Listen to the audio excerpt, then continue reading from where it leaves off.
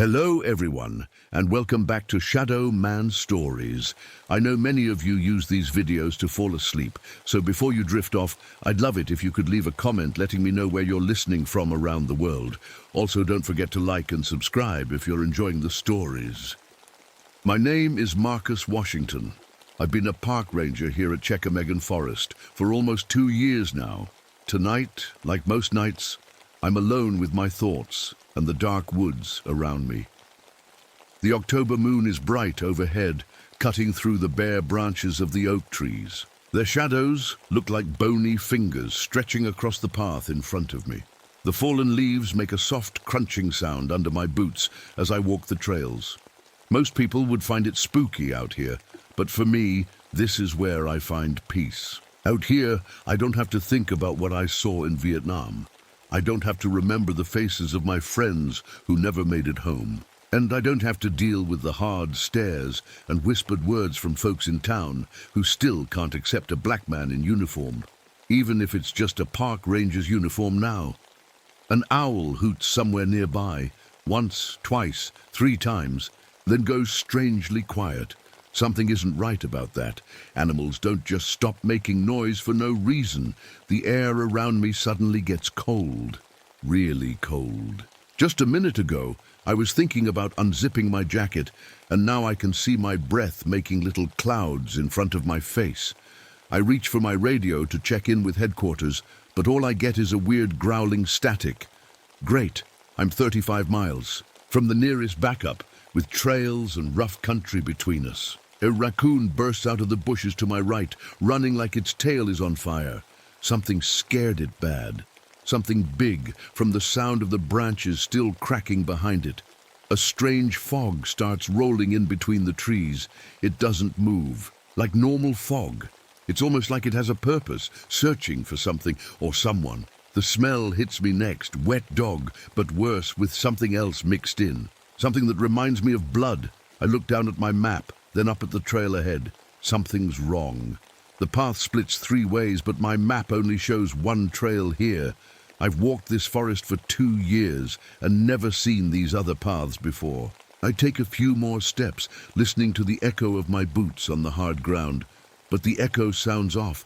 It's like there are other footsteps, matching mine exactly, coming from all around me. But when I stop, the extra sounds stop too, just a half-second too late. I grip my flashlight tighter and put my hand on my holster. Something is watching me from the darkness. I can feel it. I look down at my hands, gripping the flashlight tight. They're covered in scars, some from barbed wire in Vietnam, some from that night behind Miller's Bar when 3 guys jumped me for being in the wrong part of town. Funny how the scars all look the same now, no matter where they came from. I reach into my pocket and feel my dad's old brass compass. He carried it for 30 years, working on the railroad. He gave it to me the day I left for Vietnam. "This kept me on track when those Klan boys tried to run me out of town," he told me. "It'll bring you home too." It did bring me home, but sometimes I wish it hadn't. Not when so many of my friends didn't make it back. Jones, Martinez, Cooper. Their faces still show up in my dreams. They trusted me to lead them, and I couldn't save them. That's why I took this job. Out here, I can protect people. Hikers, campers, families. I can make sure they don't get lost or hurt. It's the one thing I'm good at. I feel a cold nose press against my hand. Duke, my bloodhound, looking up at me with those sad eyes. He understands me better than most people. He was a military dog before I got him, trained to track enemies through thick jungle. Now he tracks lost hikers through these woods. We're both trying to make up for the past, I guess. I've got a Bronze Star medal shoved in the back of my sock drawer at home. Can't even look at it. What's a medal worth when your whole squad dies around you? The army called me a hero, but heroes save people. I just survived. Duke's ears perk up suddenly. He's caught a scent. I'm good at tracking deer and bear. I know their patterns, how they move through the forest. But tonight feels different. There's something out there that doesn't follow the rules of any animal I know. My hand moves to my service revolver again. 6 bullets. Not much if there's trouble, but it's something. Dad always said, son, the world's full of evil. Some you can see coming, some you can't. But you never back down from either kind. Tonight, I'm starting to think there's a third kind of evil out there. The kind that hides between what's real and what's not. I shine my flashlight down the trail ahead. For the first time since coming home from war, I feel like I'm being hunted, and whatever's doing the hunting, it's smart. Too smart. Come on, Duke, I whisper, trying to sound braver than I feel. Let's figure out what's going on here. But deep down, I know tonight is going to test everything I believe about what's real and what's not. And I'm not sure I'm ready for that test. Duke stops suddenly, his nose glued to the ground. I crouch down to see what he's found. Tracks in. The mud. Huge dog prints, bigger than any wolf I've ever seen. But next to them is something that makes my skin crawl. Handprints. Human-like handprints mixed right in with the animal tracks, like something walking on all fours that shouldn't be. I stand up, listening. Nothing. Not a cricket chirping, not a single leaf rustling in the breeze. The forest is never this quiet. Even at night there's always some sound, owls, mice, insects, but now, nothing. It's like the whole forest is holding its breath, waiting. 20 yards ahead, I spot something that doesn't belong. I approach. Slowly, Duke pressed against my leg. It's a deer or what's left of one, but there's something wrong about it. The body is laid out flat, legs stretched in 4 directions like it was placed there on purpose. No bite marks, no signs of feeding, but the animal is completely drained of blood. Next to it is another deer arranged the same way. Then another. A smell hits me, so strong it makes my eyes water. Wet fur, mixed with human sweat, and something else underneath, like meat left too long in the sun. Duke whines and backs away. He's a tracking dog, trained to follow any scent, but whatever this is, he wants nothing to do with it. The beam of my flashlight catches something shiny up ahead. I approach cautiously, Duke still glued to my side. It's a campsite. A pot of beans sits on a small camp stove, steam still rising. 2 folding chairs are set up next to a small tent. A jacket hangs on a tree branch, but there's no one here. I call out, "Forest Service, anyone here?" My voice sounds small in the thick silence. No answer. I touch the pot, still hot. These people left in a hurry just minutes ago. But where did they go? And why would anyone abandon their camp without taking anything? I pull out my dad's compass, hoping to get my bearings. The needle spins wildly round and round before stopping suddenly, pointing away from the trail toward the north. That's where the old Native American burial grounds are, a place most locals avoid. The tribes won't even talk about what's buried there. Then I hear it, a long, low howl in the distance. Then another, from a different direction. Then a third. They're calling to each other, coordinating. Wolves hunt in packs, but not like this. Not with such purpose. I swing my flashlight around, catching a flash of something pale. I walk over and my heart sinks. Torn clothing, a man's flannel shirt, shredded and soaked with blood. A few feet away, jeans in the same condition. But no body, no drag marks, nothing to show where the person who wore these clothes might have gone. I turn to go back the way I came, but after 5 minutes of walking, I realize this isn't the same trail. It should have curved left, but instead it opens into a small clearing I've never seen before. I check my map again. This clearing isn't on it. The darkness seems thicker now, swallowing my flashlight beam after just a few feet. I spin around trying to find the trail, any trail, but all I see are trees and more trees. I'm lost, in my own forest, and I'm not alone. A patch of fog rolls between the trees about 50 yards ahead. My flashlight catches something moving. Inside it, I freeze, holding my breath. Through the swirling mist I see them, tall figures standing on 2 legs, but these aren't people. Their heads are wrong, long snouts, pointed ears on top, wolf heads on human bodies. Duke growls low, the hair on his back standing straight up. I blink hard, sure my eyes are playing tricks on me. But when I look again, they're still there. 3 of them, maybe more, standing perfectly still. watching me. Their eyes catch the light from my flashlight, glowing amber, like fire behind. Glass. These aren't animal eyes. There's something behind them, something thinking, planning. I've seen wolves hunt. They're smart, but this is different. This is human smart. One of the creatures steps forward. It must be 7 feet tall, with a muscled body covered in dark, coarse fur. It walks on 2 legs, but looks ready to drop to all 4s in an instant. Its hands end in long, curved claws that scrape against the tree trunk as it passes. I pull, my gun, my hand shaking so bad I can barely aim. "Stay back," I shout, trying to sound brave. The creature tilts its head, almost like it's curious. I fire a warning shot into the air. The sound echoes through the trees, but the creatures don't even flinch. They just keep watching me with those burning eyes. I fire again, this time straight at the closest one. I know I hit it. I saw the bullet strike its chest. But it passes through like the creature is made of smoke. It doesn't bleed. It doesn't fall. It just keeps coming. A voice drifts through the trees. "Washington." It sounds like Martinez, my radio operator in Vietnam. But that's impossible. Martinez died in my arms during an ambush. "Help me, Sarge." Another voice, this one belonging to Cooper, another ghost from my past. "They're coming for us." Jones now, his voice just like the last time I heard it, scared and desperate. They're in my head somehow, pulling out memories, using them against me. I squeeze my eyes shut, trying to block them out. "You're not real," I shout. When I open my eyes, they're closer, much closer, moving without making a sound. Duke barks furiously, backing away. I can feel something pressing against my mind, a hunger that isn't just for flesh. These things feed on fear, on loyalty, on the need to protect.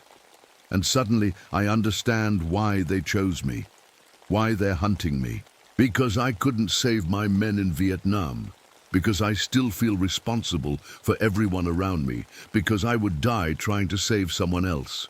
That's what they want. Not just to kill me, but to feed on that need to protect others. They're hurting me, I realize.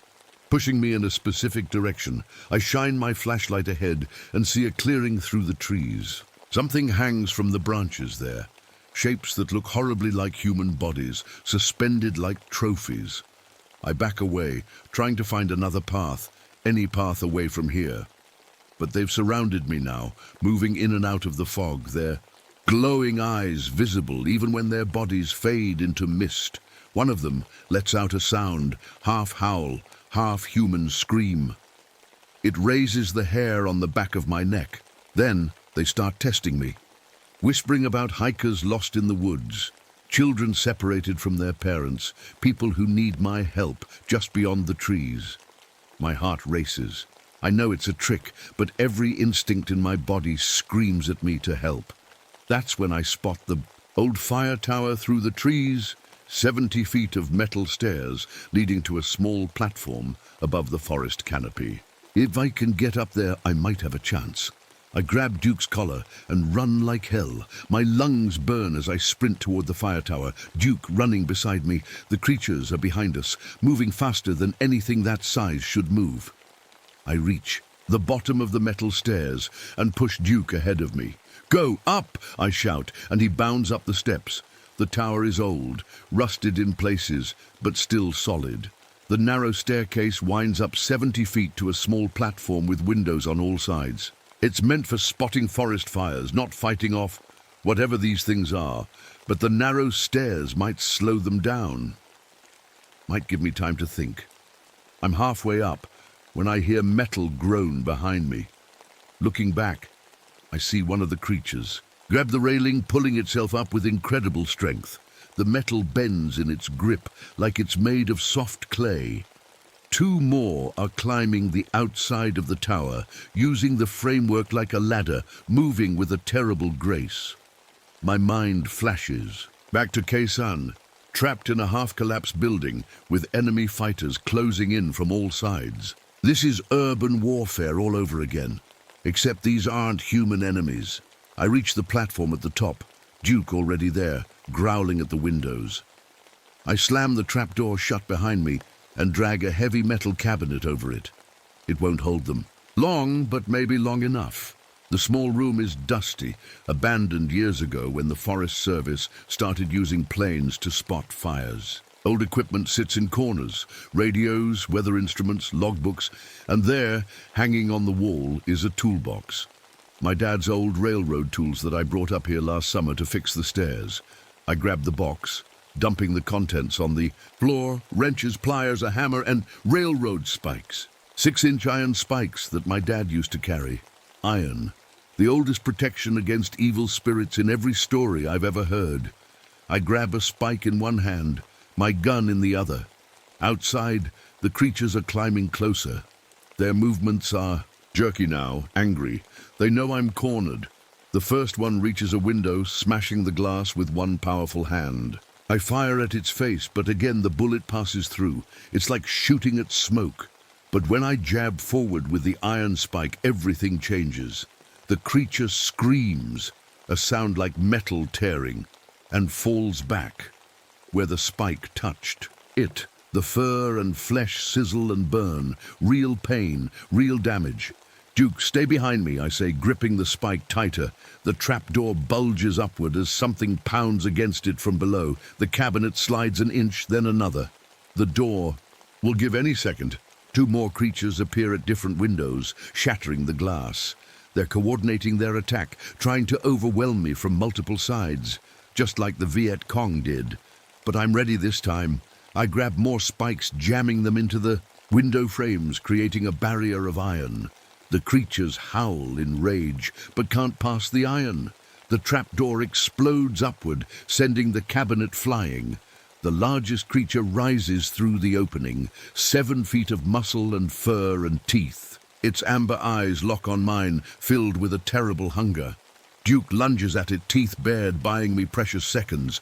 The brave dog clamps his jaws on the creature's arm. For a moment he has it. Then the creature roars and grabs Duke with its free hand. What happens next will haunt me forever. The creature tears Duke away, holding my loyal friend in the air. Our eyes meet one last time before the monster throws him through the window into the darkness beyond. No, I scream, rage, replacing fear. I charge forward, spike in hand. The creature swipes at me, claws tearing through my jacket and into my shoulder. Pain explodes through my body, but I don't stop. I drive the spike deep into its chest. It howls, a sound so loud it feels like my head will split open. I feel something pop in my left ear, and suddenly all sound from that side disappears. But I don't stop. I grab another spike, driving it in beside the first. The creature stumbles back, falling against the rusted railing outside. The metal groans under its weight. That's when I get the idea. The tower is old, weakened by years of rain and snow. I grab the hammer from the floor and run to the support beam in the center of the platform, the one that holds everything up. "Come and get me!" I growl at the creature still trying to break through the windows. I swing the hammer as hard as I can at the base of the beam. Once, twice, 3 times. The whole tower shudders. The creatures sense the danger too late. The beam cracks, then splits. The platform tilts sickeningly to one side. The world lurches around me as 70 years of rusted metal gives way. I grab onto the center beam as the tower collapses, bringing tons of metal down on top of the creatures below. I hear their howls turn to yelps of pain, then silence. The world becomes a chaos of falling metal and splintering wood. Then darkness. I don't know how long I was out. The first light of dawn is filtering through the trees when I open my eyes. I'm lying in a tangle of metal and wood, the collapsed fire tower all around me. Pain shoots through my body when I try to move. My left arm hangs useless at my side, probably broken. Blood has dried on my face from a cut above my eye, and my left ear still hears nothing but a high, constant ringing. But I'm alive. I push away a piece of metal and slowly sit up, looking around. The forest is quiet again, but it's a normal quiet now. Birds chirp in the distance. A squirrel watches me from a nearby branch. Whatever evil was here last night seems to have gone. Beneath a large section of the platform, I see fur, dark fur matted with something black that might be blood. Two of the creatures were crushed when the tower fell. I don't see the others, but drag marks in the dirt led away into the forest. They dragged their wounded away, just like soldiers would. "Duke," I call, my voice hoarse. I whistle, then call again. Nothing. With painful slowness, I dig through the wreckage, looking for my friend. I find his collar caught on a piece of twisted metal, but no sign of Duke himself. Deep down, I know he's gone. Another friend I couldn't save. It takes me most of the day to limp back to the ranger station. The forest looks normal now, trails where they should be, no strange fog or unexplained clearings. Even my compass works again, the needle pointing steadily north. The story I tell my boss is simple. I fell when the old fire tower collapsed during my patrol. No one questions it. Why would they? The truth is too unbelievable. They find me. An apartment in town while my injuries heal. The doctors say my hearing loss in my left ear is permanent. They call it trauma-induced hearing damage. If only they knew. 3 months later, I request a transfer. The Forest Service has openings in Chicago, urban parks, city problems. Simple things like vandals and litterers, normal human problems. My boss is surprised but signs the papers. "Thought you loved the wilderness," he says. I don't tell him that I still wake up hearing howls in the distance. That sometimes, when I look in the mirror, I see glowing amber eyes watching me from over my shoulder. That in my dreams, I hear voices, not just my dead squad mates now, but Duke too, and hikers I've never met, all calling for help from deep in the forest. The worst part is I want to help them, even knowing what waits in those woods. Some part of me wants to go back to try to save them. That's what scares me most, not the creatures themselves, but how well they know me, how they use my need to protect against me. Last night, I dreamed I was back in Chicago, walking through Grant Park on patrol. Normal city sounds all around me, traffic, people talking, music from a distant concert. Then silence fell, spreading like a stain. The people around me disappeared, and through the fog rolling in from the lake, I saw them again, the pack. Watching, waiting, closer to the city than before. I woke up covered in sweat, my heart pounding. Outside my window, a dog howled, long and mournful. Then another answered, and another. They followed me. And this time there are thousands of people around me who need protection. Thousands of potential victims. I don't know if iron spikes and collapsing towers will be enough this time. But I know I can't run again. Whatever these things are, whatever they want, they aren't going to stop hunting me. And I'm done being hunted. Tomorrow I start hunting them back. It's been 6 months since I started working the urban parks of Chicago. Winter has come and gone, and now spring is turning the small patches of city green again.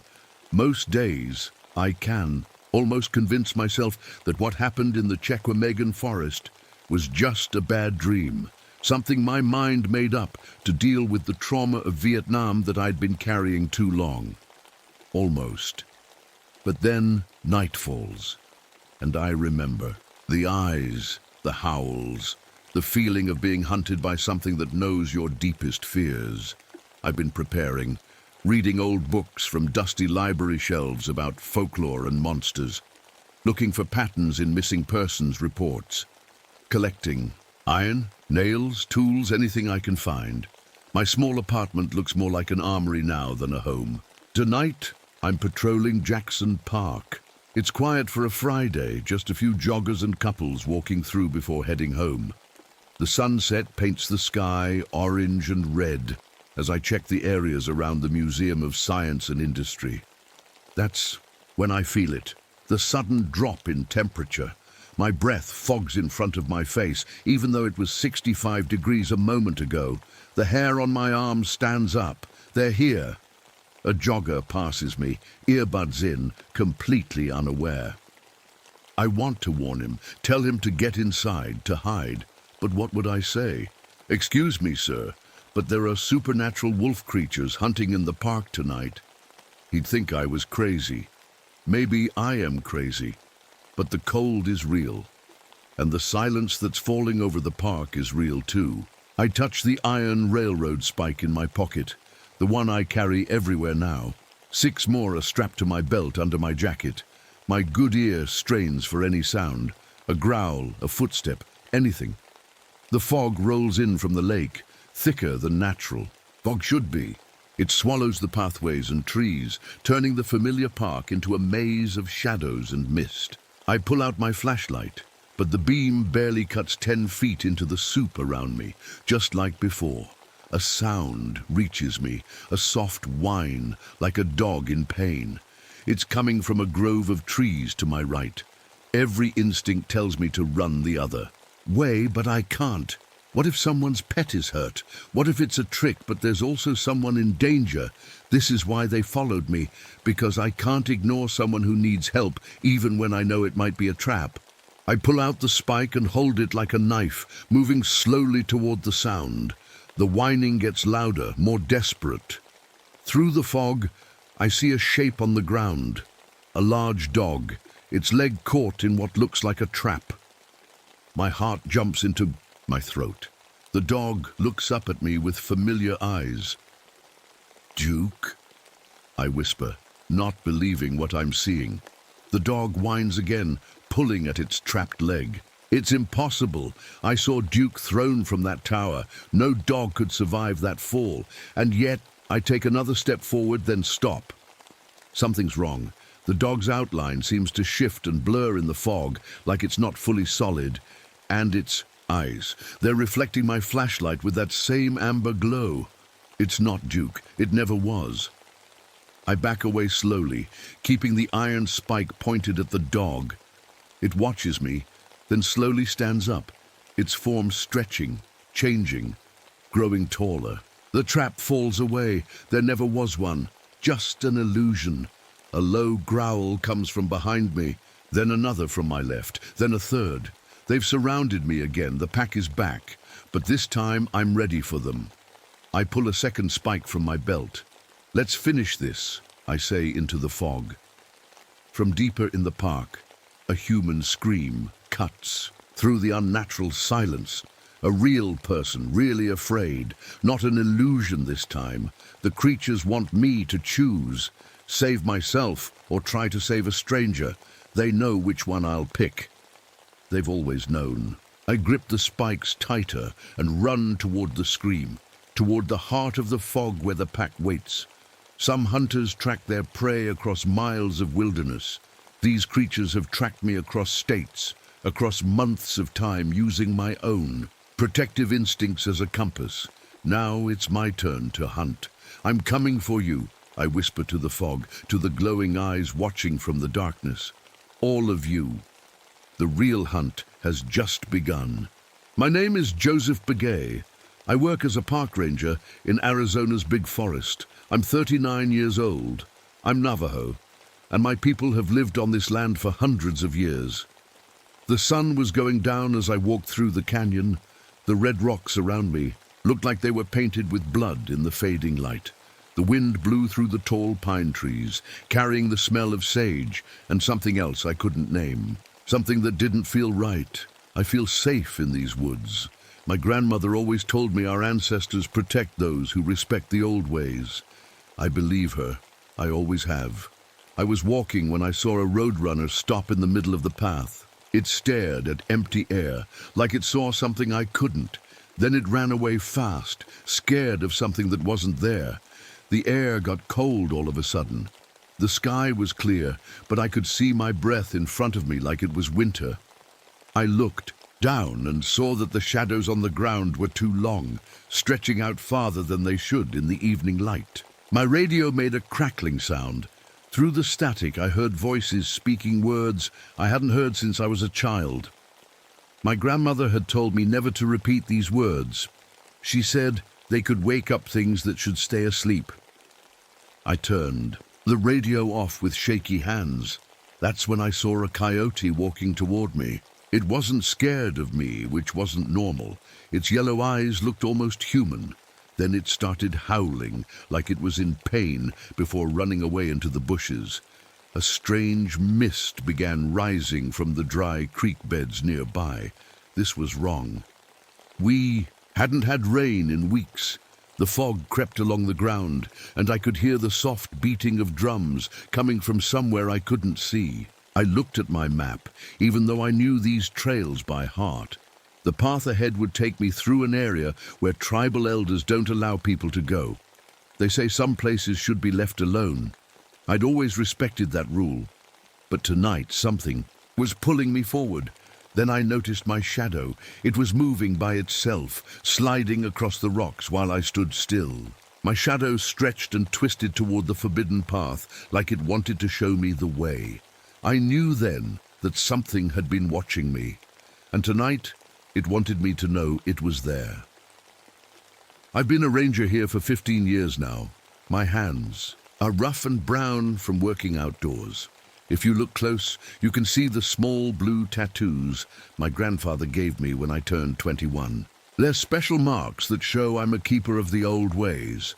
Around my neck, I wear a small bag made of leather. It's filled with turquoise stones that belonged to my great-grandfather. 5 generations of my family have carried this bag for protection. I never take it off, not even when I shower. Sometimes it's hard being a park ranger and a traditional Navajo at the same time. The park rules say I need to check every part of the forest, but my tribe's rules say some places should never be visited. Every day I have to choose which rules to follow. My black hair is mostly tied back in a ponytail. Some gray strands have started showing up, even though I'm not that old yet. My grandmother says it's because I've seen things others haven't. Maybe she's right. I'm not alone on my patrols. My dog Spirit walks with me. He's half-wolf with thick gray fur and eyes that see more than regular dogs. My people have bred dogs like him for hundreds of years to help track things that most people don't believe in. In my pocket, I always carry a small pouch of yellow corn pollen and some dried sage leaves. My grandmother blessed them to keep evil spirits away. Most of the other rangers laugh when they see me sprinkle the pollen at the start of my shift, but I don't mind. They don't know what I know. At the ranger station, I learned how to use GPS, radios, and how to track lost hikers. But my uncle also taught me older ways of finding people and things that aren't people. He showed me how to read broken twigs, disturbed rocks, and changes in the air that most people never notice. Today, I stand at the edge of the forbidden area, not sure what to do. As a ranger, I should go check if any hikers wandered in there. But my elders have warned me my whole life never to enter those canyons, especially not at dusk. I feel like I'm being tested. Will my ranger training help me, or should I trust the old stories passed down through my family? The sun is almost gone now, and choices are always harder to make in the dark. Something about this doesn't feel right. Even with my medicine bag and all my training, I can't shake the feeling that I'm walking into a trap.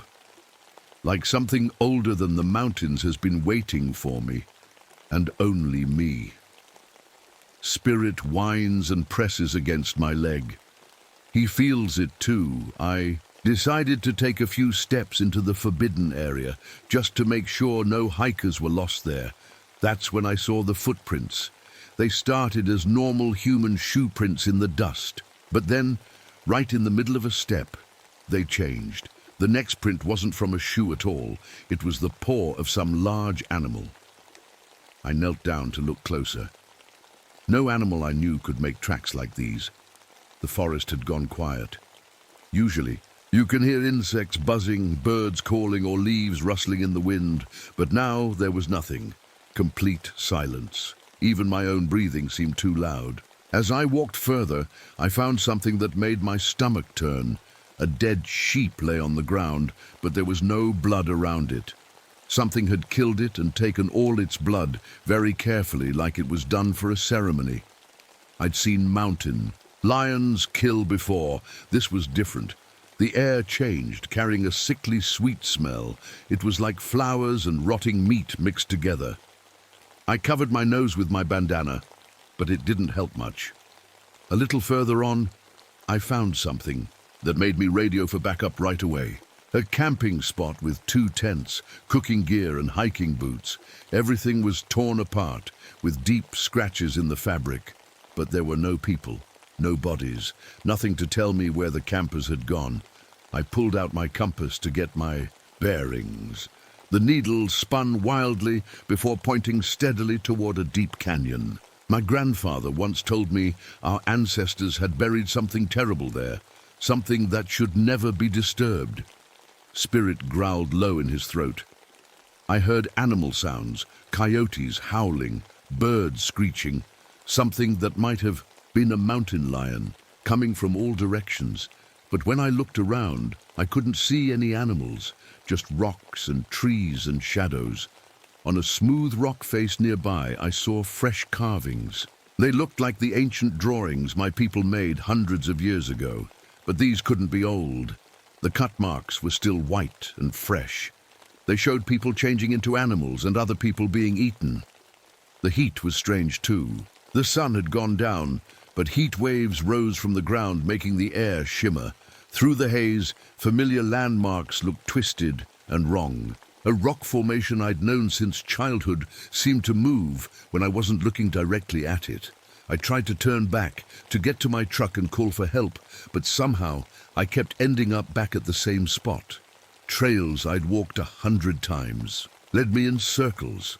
Trees I'd never seen before blocked paths that should have been clear. I was trapped, and something was watching me. The sun was completely gone now. In the distance, through the shimmering heat that shouldn't be there at night, I saw a person standing perfectly still. I called out, "Hello? Are you lost?" My voice sounded small in the empty air. The figure didn't answer.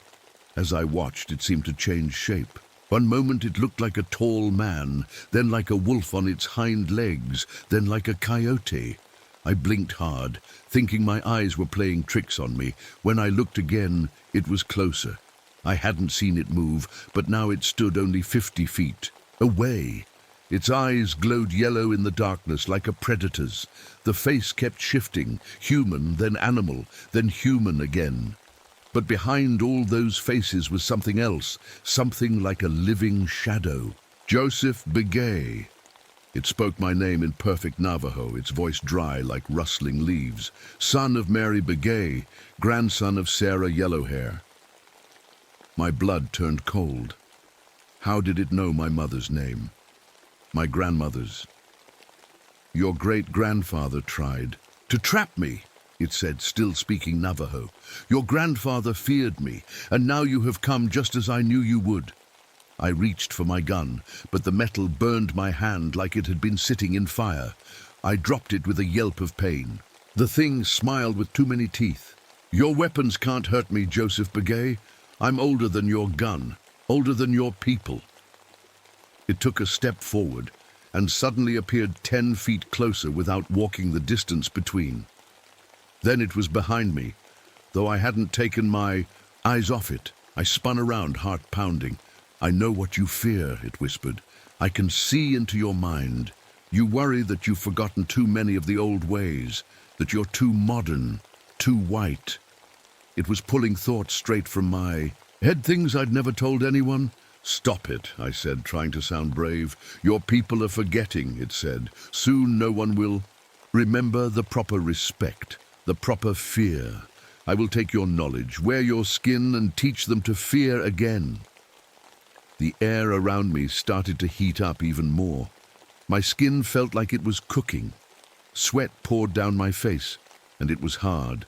To breathe, Spirit lunged at the creature, teeth bared, but it simply raised a hand, and my dog froze in midair, yelping in pain. Your ancestors called me Skinwalker, it said, but I am older than that name. I walk in shadow. I am the shadow that walks. I knew then what I was facing, the most feared creature in all our stories, a witch who had given up their humanity for terrible power, a being that could take any shape, and it wanted something from me, something worse than just killing me. I backed away from the Skinwalker, remembering something my grandmother once told me. Sacred ground. I needed to find sacred ground. Behind me, about 50 yards away, was a circle of stones I'd passed many times on patrol. My people had used that circle for protection ceremonies for hundreds of years. If I could reach it, I might have a chance. I turned and ran. The skinwalker laughed, a sound like dry bones rattling together. It didn't chase me, it didn't need to. It simply appeared in front of me, blocking my path. "There is no escape," it said. "I remembered my training, both kinds." I pulled out my flashlight and shined it directly in its yellow eyes. The creature hissed and stepped back. Light. It didn't like bright light. Using that moment, I sprinted, past it toward the stone circle. I could hear it moving behind me, not with footsteps, but with a sound like wind rushing through dead leaves. I reached the circle and jumped inside. The skinwalker stopped at the edge, prowling back and forth, like an angry wolf. It couldn't cross the boundary. The old stories were true. "This won't protect you forever," it growled.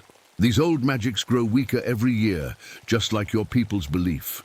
I watched in horror as it reached out one shadow hand and touched one of the stones.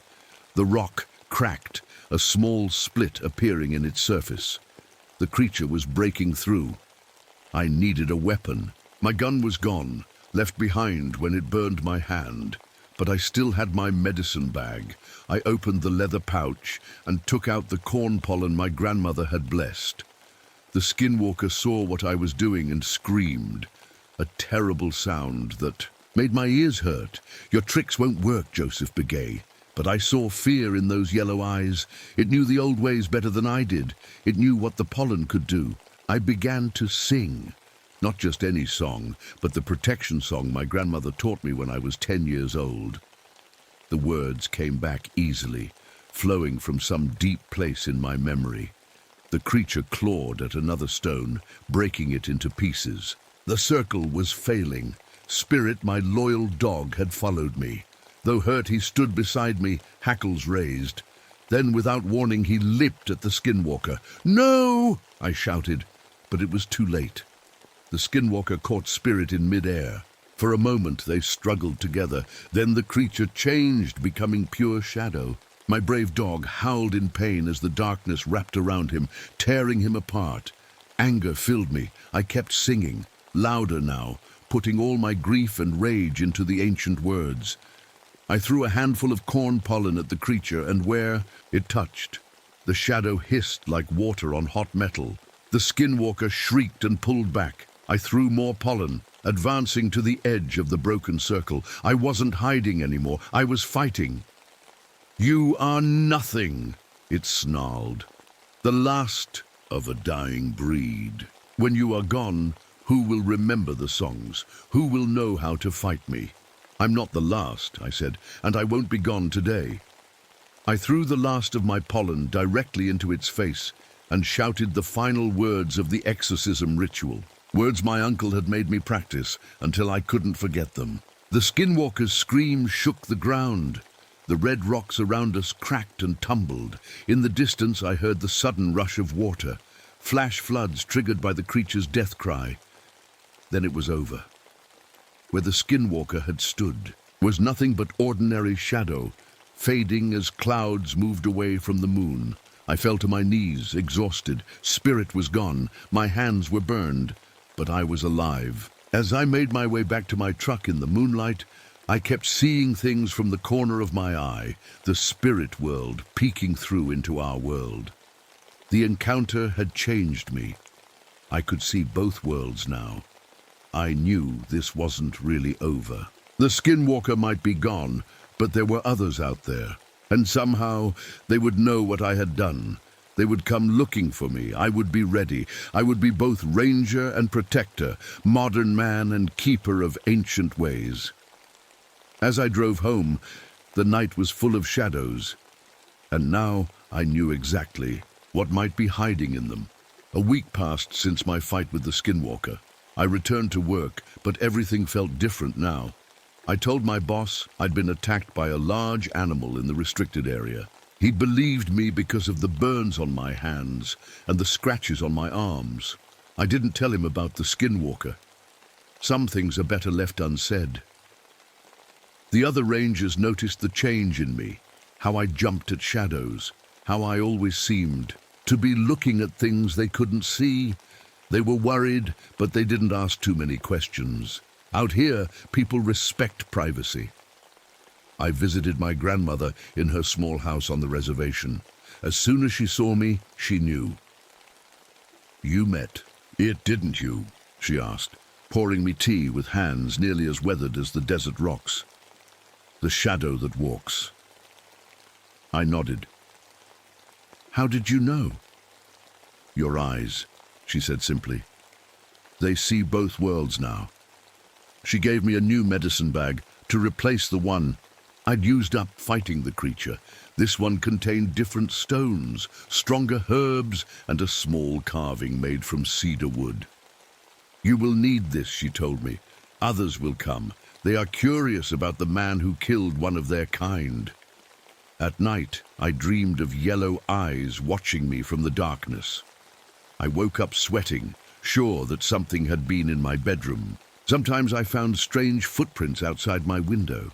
Prints that started as animal paws and then changed to human feet. I adopted a new dog, a puppy from the same bloodline as Spirit. I named her Hope.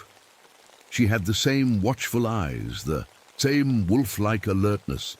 She could sense things too, growling at empty corners where shadows seemed too dark.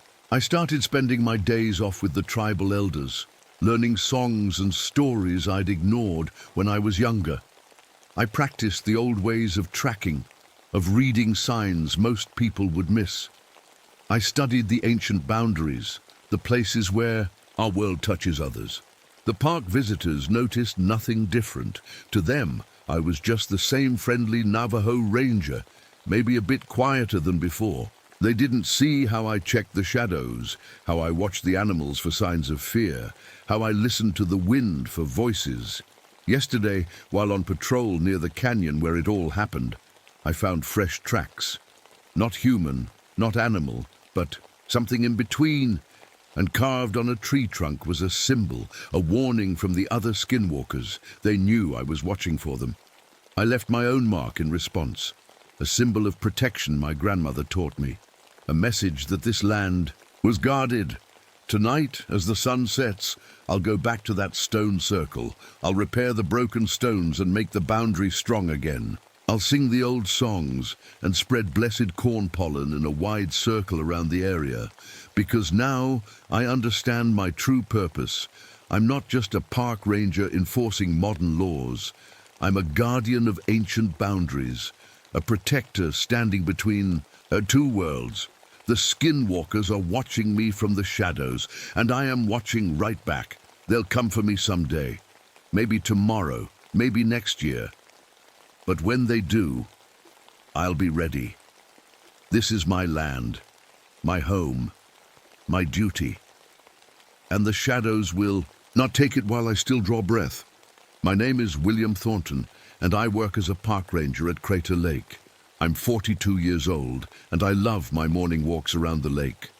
This morning started like any other. The mist was floating up from the blue water as I began my regular walk. The lake here is the bluest thing you'll ever see, bluer than the sky, bluer than any ocean. I stood at the edge, watching eagles fly overhead. Their calls bounced off the tall cliffs around the lake. It's so peaceful here, and that's why I chose this job. After what happened to me in the Navy, I needed a quiet place to heal. I was enjoying the morning when I noticed something odd. A family of otters was playing in the water, but suddenly they all stopped. Then, like they were scared of something, they swam super fast toward the shallow water. The lake got really quiet then. Not just quiet, but completely still, like a mirror. The water looked like glass, perfectly reflecting the sky above. But something wasn't right about the reflection. It showed clouds that didn't match what was actually in the sky. I tried to call headquarters on my radio, but all I got was strange static. It sounded watery, like someone talking underwater. Then I saw an osprey, That's a kind of fishing bird. Dive into the lake for fish. But when it came back up, it didn't have any fish. Instead, it was screeching loudly, like it was scared of something in the water. I noticed weird currents in the lake, which made no sense. There wasn't any wind and nothing else that could make the water move like that. As I walked along the hiking trail to my favorite lookout spot, I could see down into the lake. The water looked deeper than normal, like it went down forever. That's when the strangest thing happened. I looked down at my reflection in the water, expecting to see myself looking back, but it wasn't my face at all.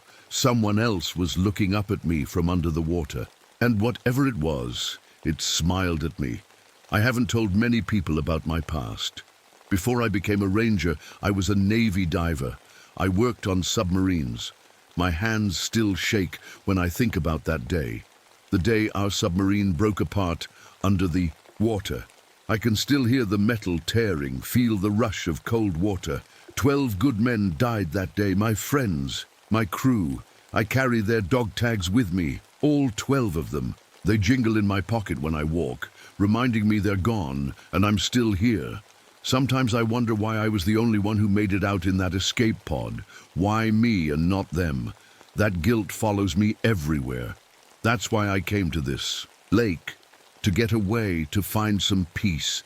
But also because I promised myself I'd keep others safe. I couldn't save my crew, but maybe I can save someone else. My beard hides most of the burns I got from the fires that broke out underwater. People, don't ask questions that way, but my eyes give me away sometimes. My sister once told me I have ocean sadness in them. I'm not alone here, though. I have Sailor, my Irish setter. He's trained for water rescues, just like I was. Smart dog. Loyal. Right now, he's sitting beside me, staring at the lake with his ears perked up. He feels it too. Something's not right. Today, in my backpack, I carry all sorts of safety gear. Waterproof flashlights, first aid supplies, emergency flares, even a small oxygen tank. Some folks think I'm paranoid, but after what I've seen, I know being prepared can mean the difference between living and dying. I know how to handle most water emergencies. Drowning victims, boat accidents, even flash floods. But this feeling I'm getting from the lake today, it's different. It's not natural. And that scares me more than any storm or accident ever could. I can't ignore when people might be in danger. It's like there's a voice in my head saying, don't let them die like your crew did, even if it means going back into deep water. The one thing that still gives me nightmares. Looking at the lake now, my stomach tightens. I'm getting that same feeling I had right before the submarine accident, like something enormous is watching me. Waiting. My training tells me to stay calm, but every instinct is screaming that whatever is in this lake isn't something they taught us about in the Navy. Sailor whines and presses against my leg. He feels it too. Something is in that beautiful blue water, something that doesn't belong there, and I have a terrible feeling we're about to find out what it is. I started walking along the shore with Sailor trotting ahead of me. That's when I saw the first really strange thing. Huge drag marks in the dirt and rocks. They were wide, like something very big had been pulled from the shore straight into the deepest part of the lake. Or maybe something big had crawled out and back in. I knelt down to touch the marks. They were fresh. As I stood up, I realized how quiet it had gotten. Even the small sounds of water hitting the rocks had stopped. It was like someone had pressed a mute button on the whole lake. The silence made my ears ring. That's when I found the diving equipment. It was just lying there on the rocks. An oxygen tank, mask and fins. But they were crushed like someone had squeezed them in a giant fist. The metal tank was flattened in places. That's not normal. That would take pressure like you'd find thousands of feet underwater, not in a lake. A smell hit me then. A horrible rotting smell, like dead fish and seaweed. But Crater Lake is fresh water. It shouldn't smell like the ocean, especially not like a bad part of the ocean. I kept walking and came across something that made my blood run cold. A small tour boat was floating near the shore, its engine still humming. But there was nobody on it. The life jackets were still neatly stacked. A half-drunk cup of coffee sat on one seat. It was like everyone had just vanished. I checked my depth finder.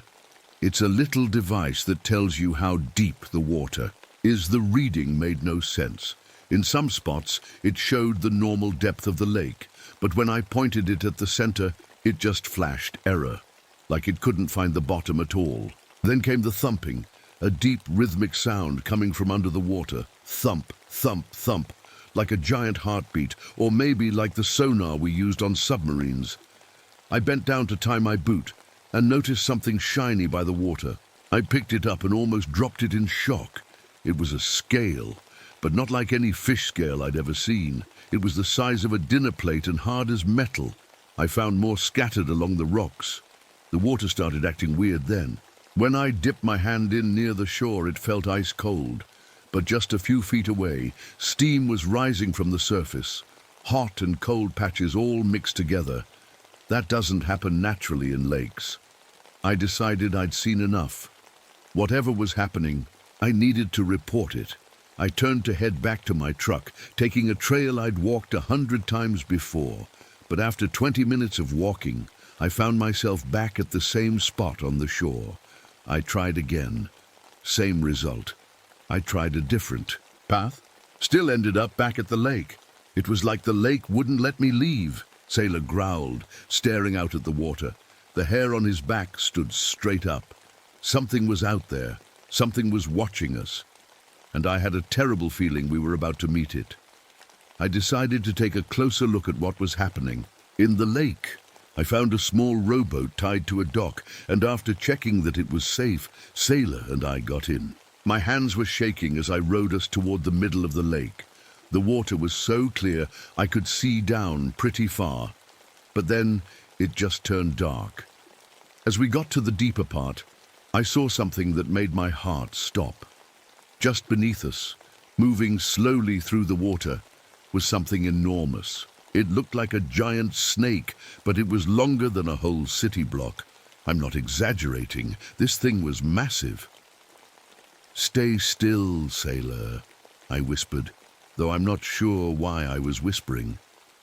The creature had a strange glow to it, blue-green, lights running along its body, pulsing like those deep-sea fish you see on nature shows. But this wasn't the ocean. This was a lake in Oregon. Nothing like this should be here. As it swam under our boat, I could see it better. It had more than one head, at least 3, and each head had rows of teeth that looked like they could crush metal, like they could crush a submarine. That's when the strangest thing happened. Pictures started flashing in my mind. I saw people drowning, sinking into dark water, bubbles escaping from their mouths as they tried to scream. It felt like these images were being pushed into my brain from outside, like the creature was showing me these things. The boat suddenly felt unsteady. I looked down and saw water coming in from nowhere, not over the sides, but seeping up through the bottom of the boat itself, like the wood was sweating. That's impossible, but I was seeing it happen. The water around us started moving in weird ways, small whirlpools forming and disappearing. The creature wasn't swimming normally. It seemed to be controlling the water itself, moving it around, like it was part of its body. As more water filled our boat, I felt a pressure in my chest. It was getting hard to breathe, like someone was squeezing my lungs. But we were at the surface. There was no reason to feel pressure like I was deep underwater. That's when I realized what was happening. This thing, whatever it was, could control water pressure. It was making me feel like I was hundreds of feet down, even though I was sitting in a boat on the surface. I suddenly understood more about this creature. It wasn't just some animal. It had been here for a very, very long time, sleeping in the deepest part of the lake. Crater Lake was formed thousands of years ago when a volcano collapsed. What if something had been trapped down there all this time? And now it was awake. As I struggled to breathe, Sailor started barking frantically at the water. The pressure eased a little, and I managed to grab the oars. We needed to get back to shore, fast. But the creature had other ideas. The water started swirling around us, and I knew we were in real trouble now. This wasn't just a fight for answers anymore. It was a fight for our lives. Our little rowboat was filling with water fast. I knew we wouldn't make it back to shore this way. Looking around frantically, I spotted a Park Service speedboat tied up at a nearby dock. It was my only chance. "Come on, sailor," I shouted as I rowed with all my strength toward the dock. The water fought against me like it had a mind of its own, which I guess it did now. We barely made it. The rowboat sank just as we jumped onto the dock. I ran to the speedboat, found the keys under the seat where they always keep them, and fired up the engine. Sailor jumped in, shaking water from his fur. "Hang on, boy," I said, pushing the throttle forward. The boat shot across the lake. That's when the water in front of us began to spin. A whirlpool formed, small at first, then growing wider and deeper. I turned the boat hard, barely missing the edge of it. Another whirlpool appeared to our left, then another to our right. The creature was trying to trap us. My old submarine training kicked in. When facing an enemy in water, use their size against them. Big things can't change direction as quickly as small things. I zigzagged the boat, cutting between the whirlpools. My heart was pounding so hard I could feel it in my throat. The boat caught air as we jumped over a wave, slamming back down onto the water with a painful thud. Then I remembered something important from my diving days. When creatures live at certain depths, they adapt to that pressure. Change the pressure too, quickly, and it hurts them. That's why divers have to come up slowly to avoid getting sick from changing pressure too fast. This thing lived in the deepest part of the lake. What if it couldn't handle rapid pressure changes? I needed to somehow get it to follow me from deep water to shallow water very quickly. But how would I get it to follow me? Sailor barked suddenly, looking behind us. 3 massive heads broke the surface, water cascading off scales that gleamed in the sunlight. Each head was the size of a car with eyes as big as dinner plates, black and cold and ancient. I spun the boat around and raced straight at the monster. This sounds crazy, but I needed to make it angry, make it chase me. "Come on," I shouted. "Come and get me." The middle head lunged, missing the boat by inches. I could smell its breath. Like 1,000 dead fish, I turned the boat again and headed for the shallow part of the lake near the shore. The monster followed, its huge body creating waves that almost swamped us. I pushed the speedboat to its limits, the engine screaming as we raced toward the shallows, but I'd made a terrible mistake. Sailor, brave as always, suddenly leaped from the boat toward one of the monster's heads, barking furiously. He was trying to protect me, to distract it.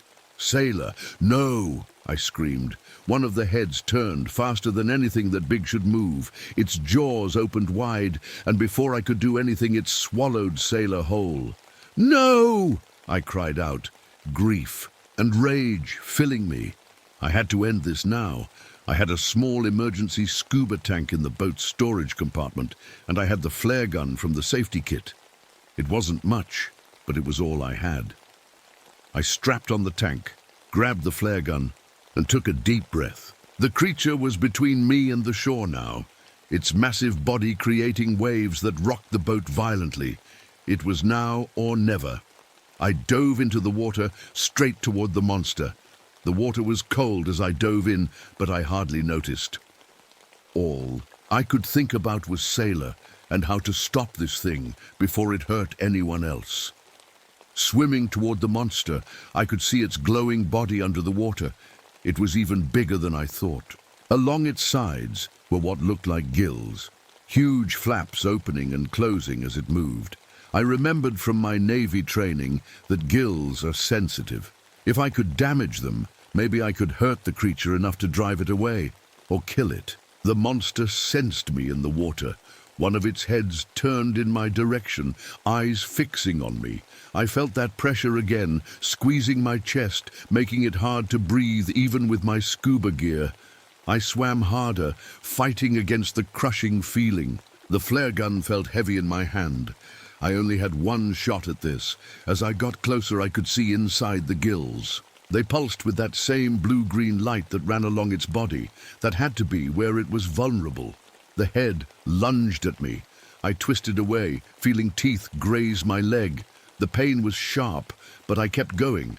I had to reach those gills. With one powerful kick, I shot forward and jammed the flare gun deep into the nearest gill. I pulled the trigger. The flash was blinding underwater. The flare ignited inside the monster's body, and a terrible screech filled the water, so loud it felt like my head would split open. The creature thrashed wildly, its huge body whipping back and forth. The water around us began to boil from the heat of the flare burning inside it. I kicked away as fast as I could, heading for the surface. The pressure in my chest suddenly released, and I could breathe again. When I broke the surface, what I saw was chaos. The monster was in its death throes, all three heads whipping around, its massive body coiling and uncoiling. It was creating a huge wave, like a small tsunami, that was racing toward the shore. I swam as hard as I could, barely reaching shallow water before the wave hit. The force of it picked me up and threw me onto the rocky beach. Pain shot through my side as I landed, but I was alive. I turned to look back at the lake. The water was draining away like someone had pulled a giant plug. The wave had been so powerful it had broken through part of the crater wall, and now water was rushing out. As the lake level dropped, something amazing happened. The lake bottom was being exposed. Parts that had been underwater for thousands of years, and there, embedded in the mud, were bones, giant bones, ancient bones, like nothing I'd ever seen before. The creature we'd seen wasn't alone. It had been living among the remains of its own kind, hidden in the depths of Crater Lake for who knows how long. That was 3 months ago. They've fixed the breach in the crater wall, and the lake is slowly refilling. They found the tourists from the abandoned boat washed up on the newly exposed shore, alive but unable to remember what happened to them. No one believed my story about the lake monster. They said I hallucinated from oxygen deprivation. Maybe they're right, but I can't go near water anymore, not even to shower. The panic attacks start immediately. I feel like I'm drowning on dry land. I've requested a transfer to a desert park, somewhere with no lakes, no rivers, no deep water of any kind. Because the sonar readings they took after the incident, before the lake started refilling, they showed something moving in the deepest part that's still underwater, something even bigger than what I saw. And sometimes, at night, I swear I can hear Sailor barking. Not from shore, but from somewhere out in the middle of the lake. I'm leaving Crater Lake tomorrow, but I don't think I'm really getting away, because deep water calls to deep water, and whatever is down there, it knows my name now. My name is David Holloway. I'm a park ranger here in Daniel Boone National Forest, Kentucky. Been working these woods for almost 5 years now, ever since I quit the mines. This morning started like any other autumn day on patrol. Crisp air, golden leaves, and that special kind of quiet you only get in these old mountains. The fog was thick between the trees as I walked my usual route. Something about fog in these ancient oaks always makes time feel different, like you're walking through a place where the past and present mix together. I could hear the streams bubbling over rocks covered in bright green moss. That sound always calms me down. After 8 years underground in the coal mines, these open spaces are where I feel safe. I stopped to take a drink of water when something strange happened. A whole bunch of crows, a murder of crows, that's what they're called, suddenly took off from the trees ahead. They were making an awful racket, cawing like something had scared them half to death. Birds don't just do that for no reason. The air got cold, real fast. One minute I was comfortable in my jacket. The next, I could see my breath making clouds in front of my face. That's not normal, even for October in Kentucky. I tried calling into base on my radio, but all I got was static and something else. Something that made the hair on my arms stand up. Through all that crackling, I swear I heard screaming. Distant, like it was coming from far away, but definitely screaming.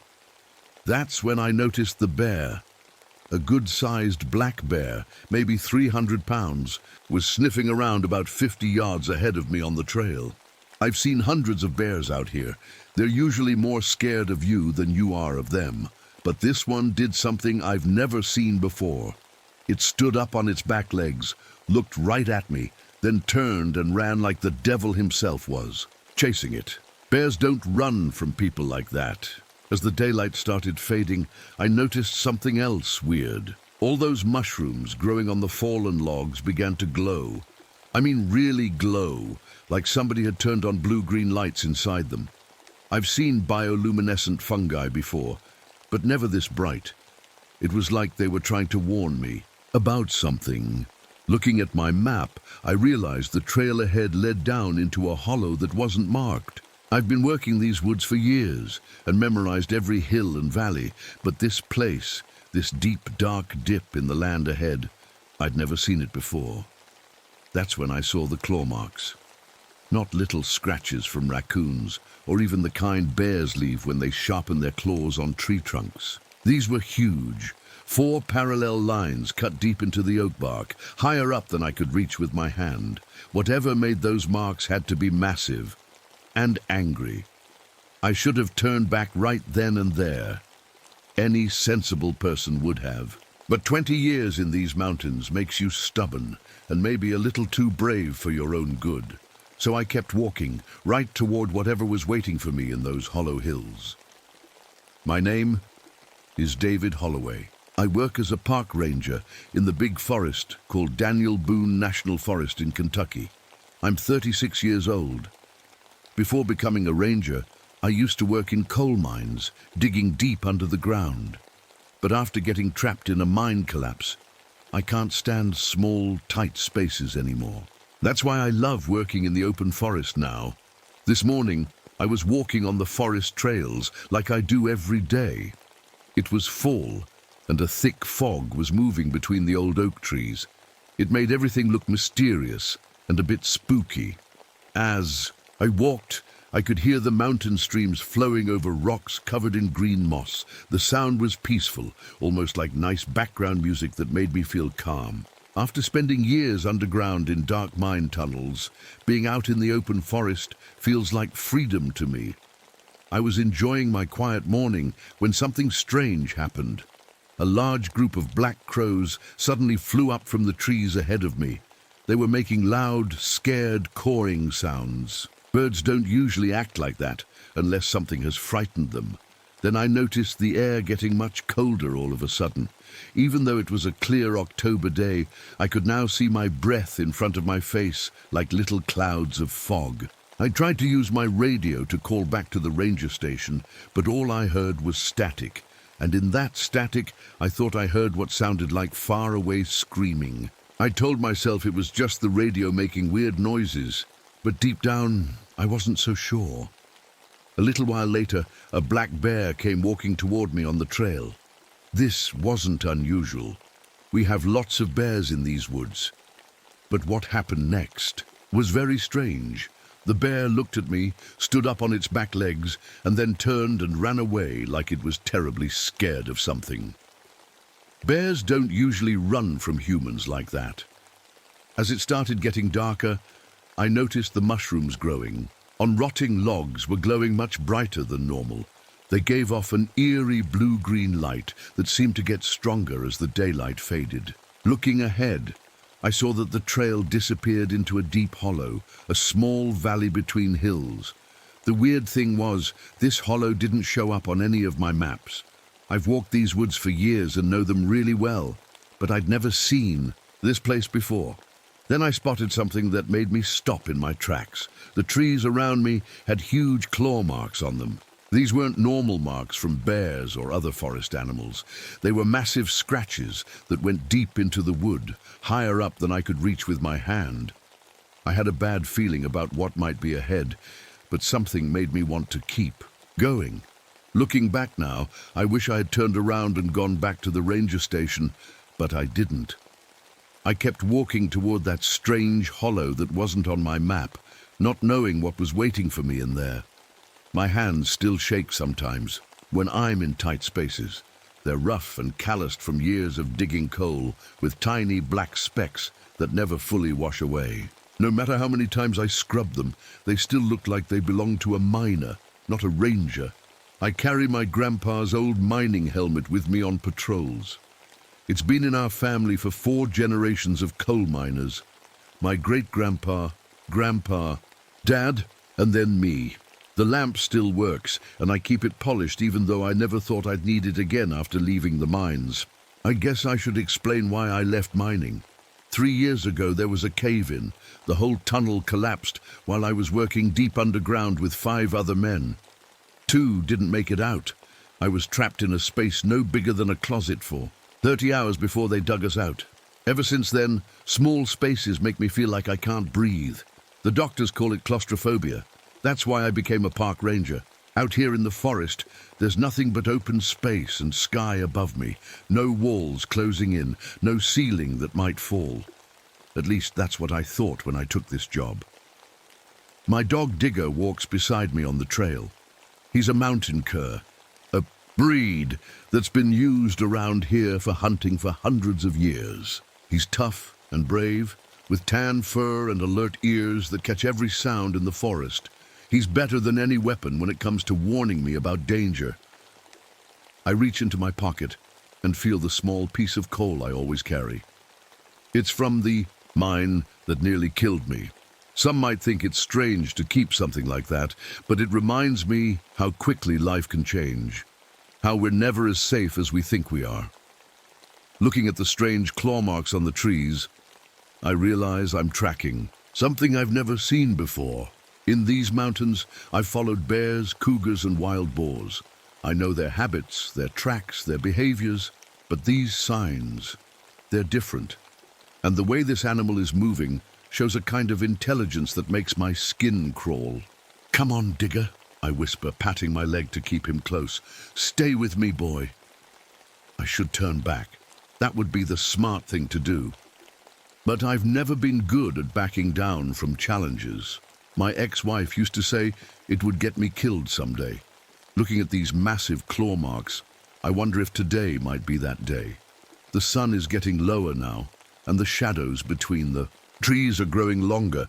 I have a feeling that tonight is going to test me more than any mining accident ever did.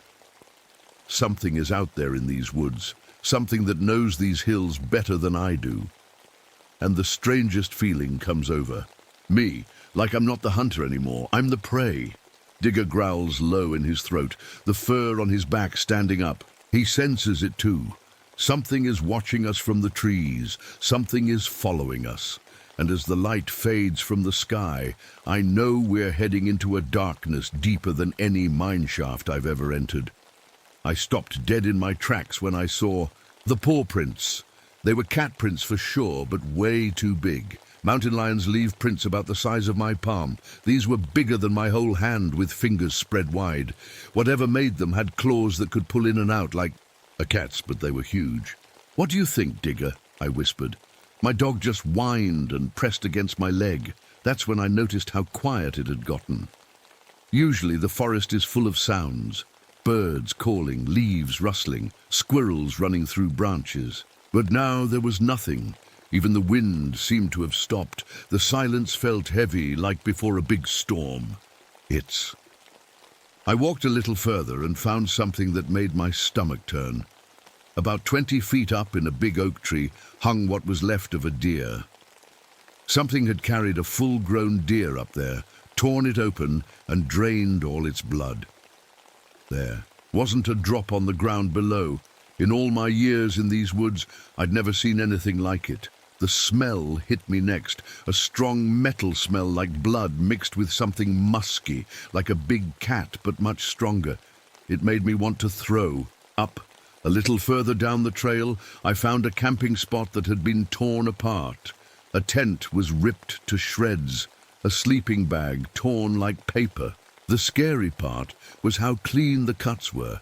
not wild and messy like an animal in a frenzy, but precise, almost careful. The hikers' backpacks were opened, and the contents spread around like something had been looking for something specific. But there was no sign of the people who had been camping here. I pulled out my compass to get my bearings. The needles spun around and then pointed directly at an old, abandoned mining town, deeper in the valley. My grandpa used to tell stories about that place. He said the miners dug too deep and found something they shouldn't have. The town was abandoned overnight back in the 1940s. I always thought it was just an old, scary story. A sound echoed up from the hollow, high-pitched and wavering. It sounded like a woman screaming, but it went on, longer than any human could scream without taking a breath. Digger barked once, then tucked his tail between his legs. "Easy, boy," I said, patting his head. "Easy." I knelt down to look at something strange on a rock face nearby. There were scratch marks cut deep into solid stone. Whatever made them had to be incredibly strong. My knife couldn't even make a mark on this kind of rock. As the sun set behind the mountains, a strange mist began rising from the ground. It wasn't like normal fog that rolls in. This mist seemed to come right up out of the dirt, swirling around my ankles. And there was something else, a sound in the mist. It was like whispers, but in a language I'd never heard before. Old words that made no sense but sent chills up my spine. I decided I'd seen enough. It was time to head back up the mountain to the ranger station. But when I turned around, nothing looked familiar. Trails I'd walked 100 times seemed to lead in different directions. Every path I took somehow led deeper into the hollow, toward that abandoned mining town. The mist grew thicker, the whispers grew louder, and somewhere in the darkness ahead of us, something big was moving between the trees. "I think we're in trouble, Digger," I said quietly. My dog pressed against my leg, trembling. "I think we're being herded." The fog swirled around me, thick as soup. I could barely see 10 feet ahead. Then for just a second the mist parted and I saw it. 2 yellow eyes stared at me from the darkness, bright as car headlights and about the same size. They were set in a massive shape that looked like a giant cat, but much, much bigger than any mountain lion I'd ever seen. "Stay behind me, Digger," I whispered, though my dog didn't need to be told. He was pressed so hard against my legs I could feel him shaking. The creature was huge, standing as tall as a horse at its shoulders. Its fur was so black it seemed to swallow the light around it. I blinked and it was gone, melting back into the shadows without making a sound. How could something that big move so quietly? "Hello?" A small voice called from deeper in the hollow. "Is someone there? I'm lost. Please help me." It sounded exactly like a little girl, maybe 8 or 9 years old. But there was something wrong about it. The voice seemed to come from the same direction where I'd just seen those glowing eyes. "Ranger, please help, I'm hurt." This time it was a man's voice, sounding like a hiker in trouble. A cold feeling washed over me. Whatever this thing was, it could copy human voices. It was trying to trick me into coming closer. I reached for my rifle, but my hands were shaking so badly I almost dropped it. I'd hunted all my life and faced down angry bears, but this was different. This was something that shouldn't exist. Suddenly the creature leapt from one treetop to another, moving like a house cat jumping between furniture. But this was no house. Un cat. It had to weigh over 1,000 pounds, yet it moved like it was weightless. I could hear branches breaking under its weight as it jumped. I raised my rifle and fired. The sound echoed through the trees. I know I hit it. I never miss at that distance. But the bullet might as well have been a mosquito bite. The creature didn't even flinch. The mist grew thicker around me, and the creature seemed to fade in and out of sight. 1 second I could see its massive shape clearly. The next it was just a darker shadow among shadows. It was like it could partly disappear when it wanted to. Then came the roar. I've heard mountain lions scream before. It's a sound that freezes your blood, but this was 100 times worse. The sound hit me like a physical force, making my ears ring and my head spin. I dropped to my knees, feeling sick and dizzy. Beside me, Digger yelped and ran in a circle, confused and scared. When my head cleared, I realized something terrible. This thing wasn't just hunting me for food. It was playing with me. It was enjoying my fear, and somehow I could feel it getting stronger as my fear grew. The mist around me began to change. Instead of trees, I started seeing stone walls closing in. The open forest was transforming into tight, dark tunnels in my mind. I was back in the mine again, trapped under tons of rock, unable to breathe. I knew it wasn't real. The creature was somehow making me hallucinate my worst fear. I fell to my knees, gasping for breath even though I was in the open air. The claustrophobia hit me hard, making my chest tight and my heart race. That's when I understood. This thing knew exactly what I was afraid of. It was using my own mind against me. Through the panic, one thought became clear. I had to get away from this thing, or I was going to die in these woods. But where could I run when it seemed to control the very forest around me? I spotted the old mine entrance through the trees. A dark hole in the hillside with rotting wooden supports around it. Under normal circumstances, I'd never go near a place like that. Just looking at it made my throat tight and my hands shake. But I was running out of options. "Come on, Digger," I gasped, stumbling toward the mine. The creature roared again behind us, closer this time. I could feel its hot breath on the back of my neck. My dog and I ran for the mine entrance and ducked inside just as a massive paw swiped at the space where my head had been a second before. The darkness inside the mine swallowed us whole. Every instinct in my body screamed at me to get out, to run back into the open air. My chest felt tight, like a giant hand was squeezing me. But going back, outside meant facing that thing. I fumbled with shaking hands and turned on my grandfather's mining helmet lamp. The weak yellow beam cut through the darkness, showing a narrow tunnel stretching ahead. Water dripped from the ceiling, and the air smelled of wet earth and old timber. Behind us, I heard the creature prowling outside the entrance.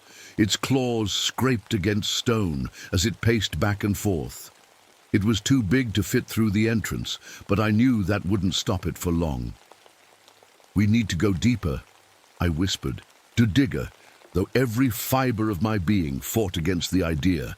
We moved further into the mine, my light showing the way. Years of working underground came back to me, checking support beams, watching for loose rocks in the ceiling, testing the air. The tunnels twisted and turned, some partially collapsed, others still open. Then I heard it, the sound of claws, on stone, coming from inside the mine. The creature had found another way in. "This way," I hissed, pulling Digger down a side tunnel. We emerged into a larger chamber where mining equipment still sat, rusted and covered in decades of dust. The scraping sound grew louder. I swung my light toward one of the tunnel entrances and caught a glimpse of those glowing yellow eyes. The creature squeezed its massive body through a passage that should have been too small for it. It moved like smoke, flowing around corners, its black fur blending with the darkness. I realized something then. The creature didn't like my light. Each time the beam hit its eyes, it flinched back. The lamp wasn't strong enough to hurt it, but it didn't. Like the brightness, a plan started forming in my mind. At the back of the chamber, I spotted what I was looking for. Old dynamite charges left by the miners who had abandoned this place. By some miracle, they looked intact despite their age. The creature stalked toward us, moving slowly now, confident. It had us trapped. I backed up, keeping my light aimed at its eyes. Suddenly, Digger broke free from my side and launched himself at the monster, teeth bared. My brave dog latched onto the creature's back leg, growling and biting. "Digger, no!" I screamed. The beast twisted with impossible speed, its jaws closed around my dog, and I heard a terrible crushing sound. Then it tossed Digger's body aside like a rag doll. Something broke inside me then. grief mixed with a rage I'd never felt before. I grabbed the old dynamite and my cigarette lighter. "You want me?" I shouted. "Come and get me!" I backed deeper into the mine, to a section where the ceiling was already starting to collapse. The creature followed, moving slowly, enjoying the hunt.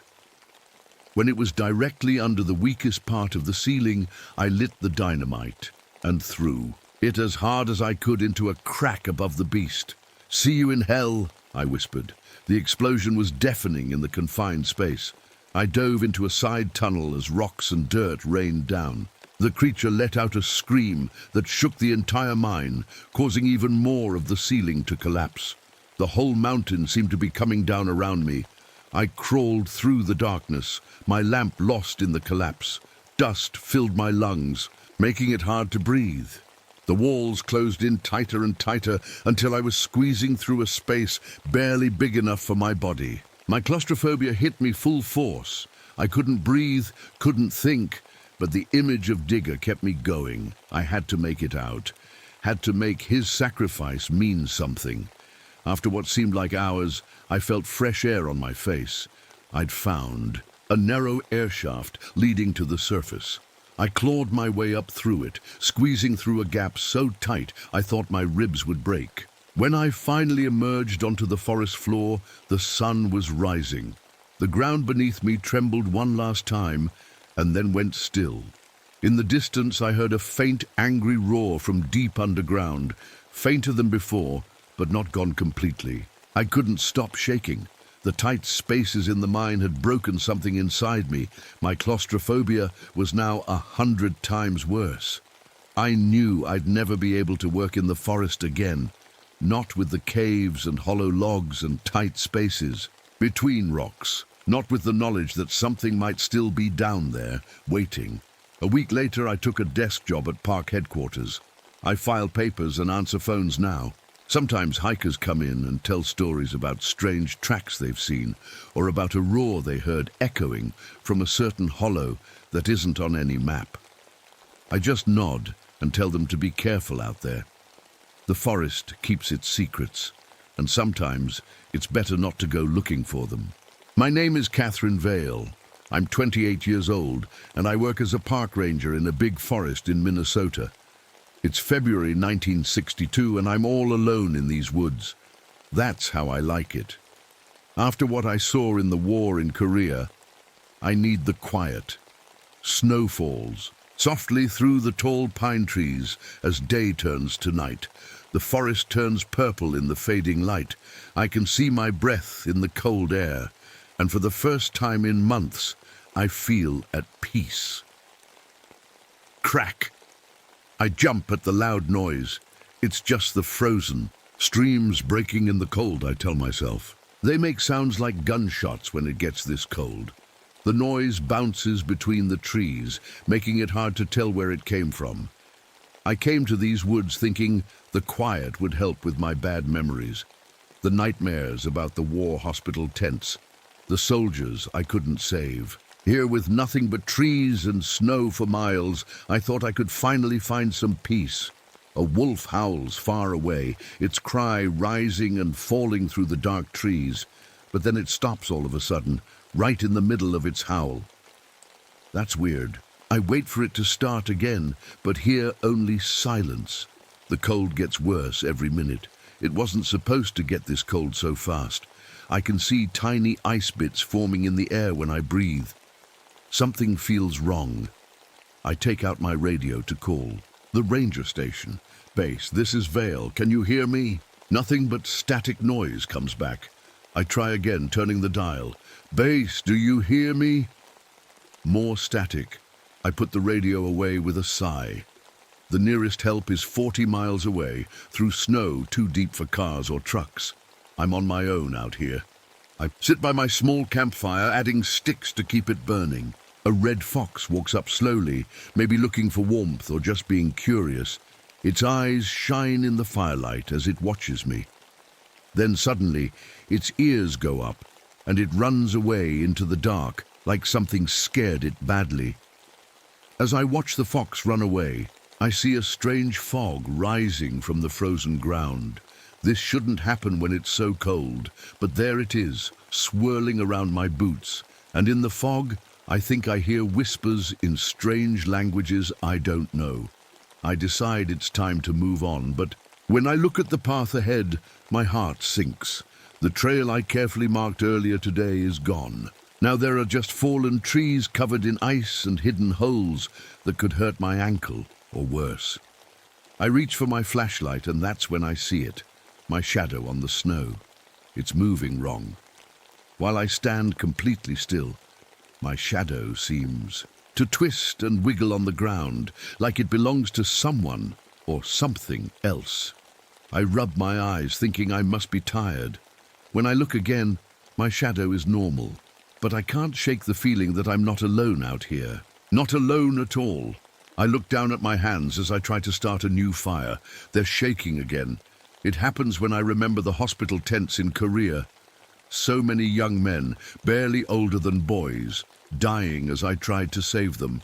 My hands would get covered in blood as I worked, and sometimes, no matter how hard I tried, they would die anyway. Around my neck hangs my grandmother's silver cross. I touch it now, feeling its cool metal against my skin. Grandma gave it to me before I left for Korea.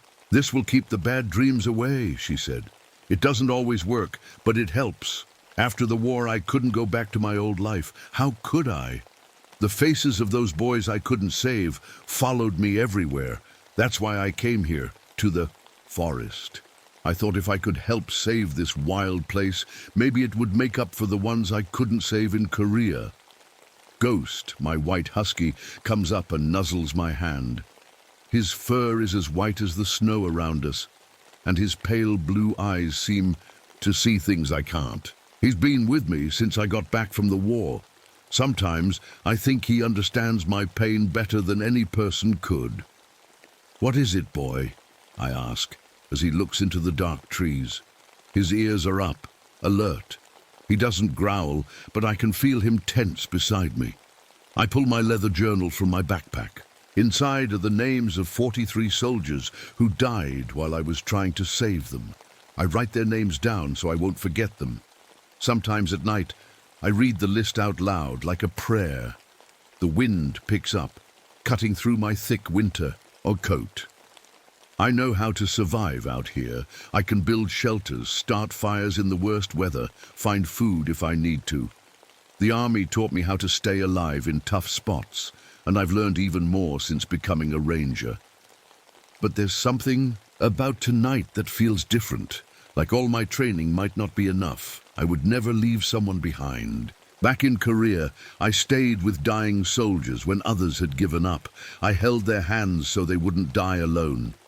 That's who I am. I can't change that, even when it puts me in danger. As I sit by my new fire, watching the flames fight against the darkness, I feel something I haven't felt since the worst days of the war. Fear.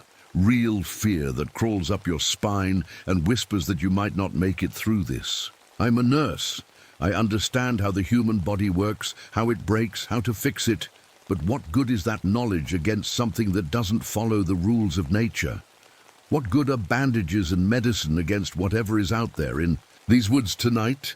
Ghost stands up suddenly, the fur on his back rising. He faces north and makes a sound I've never heard from him before. Not quite a growl, not quite a whine. "What do you see, boy?" I whisper, but I'm not sure I want to know the answer. I put another log on the fire, making it burn brighter. The dancing flames push back the darkness, but only for a few feet. Beyond that circle of light, the forest waits, and something in it is watching us. I grip my grandmother's cross tightly and try to steady my hands. Whatever is coming, I need to be ready. Morning comes, but it doesn't bring much light. The sky stays grey and heavy with snow clouds. I pack up my small camp and decide to keep moving. Ghost stays close to my side as we walk through the deep snow. That's when I see them, footprints in the snow, big ones. They look human, like someone walking barefoot, but that can't be right. No one could walk barefoot in this cold and live. And at the end of each toe mark, there's something else. Sharp points like claws. My heart beats faster as I kneel down to look closer. "What do you make of this, Ghost?" I whisper. Ghost sniffs the tracks and backs away, his tail between his legs. I stand up and listen. Usually these woods are full of sounds, birds calling, small animals moving in the underbrush, wind in the trees. But now there's nothing, no sound at all.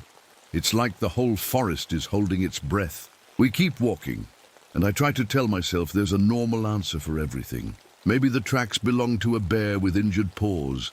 Maybe the silence is just because of the cold. Then I see the trees. 3 big pines with their bark ripped off all the way up, higher than any person could reach. The wood underneath has deep marks in it, like something bit into the solid tree. Not a bear, not any animal I know. A smell hits me then, so bad it makes my stomach turn. It's like rotten meat mixed with something worse. I pull my scarf over my nose, but it doesn't help much. "Come on, Ghost," I say, trying to sound braver than I feel. "Let's keep moving." Around the next bend in the trail, I find it. A campsite, or what's left of one. A small tent is torn to pieces. Sleeping bags are ripped apart, with the stuffing scattered everywhere. And there's blood. So much blood on the white snow. "Hello?" I call out, though I know no one will answer. "Anyone here?" I search the area but find no bodies, just blood and torn gear. I pull out my compass to mark the spot so I can report it when I get back, but the needle spins wildly round and round before stopping and pointing north, right, toward the old burial grounds that the locals don't talk about much. I put the compass away with shaking hands. As I do, I hear something, a sound like the wind screaming. And in that scream, I hear my name. Catherine. But there's no wind. The air is still, dead still. I tell myself I'm imagining things, that the stress and cold are playing tricks on my mind. Then I see it, half buried in the snow, a human skull. I've seen enough bones in medical school to know it's real. I kneel down to look closer and see teeth marks on it. Big teeth marks, 2. Big for a wolf or bear. The cold suddenly gets worse, like it's trying to freeze me from the inside out. Even with all my layers, I feel it cutting through to my bones. My fingers go numb, and my vision gets foggy around the edges. I need to get out of here. I need to report what I found and get help. I turn around and start following my own tracks back the way I came, but after 20 minutes of walking, I end up right back at the ruined campsite. I try again and again. Each time, no matter which way I go, I find myself back here, with the torn tent and the blood-stained snow. Ghost whines and presses against my leg. His eyes look up at me, scared in a way I've never seen before. "It's okay, boy," I lie. "We'll find our way out." But as the day grows darker and the cold gets worse, I'm not sure we will. Something doesn't want us to leave. Something is keeping us here, and I think it's getting closer. Night falls again. I've made a small fire in what's left of the ruined campsite. It's the only place I can find over and over, so I might as well stay here. The flames don't seem to give off as much heat as they should, but it's better than nothing. The snow starts falling harder, swirling around in thick curtains. Ghost growls low in his throat, staring into the darkness beyond our little circle of light. "What is it, boy?" I whisper, though part of me doesn't want to know. Then I see it. Through the falling snow, a shape moves.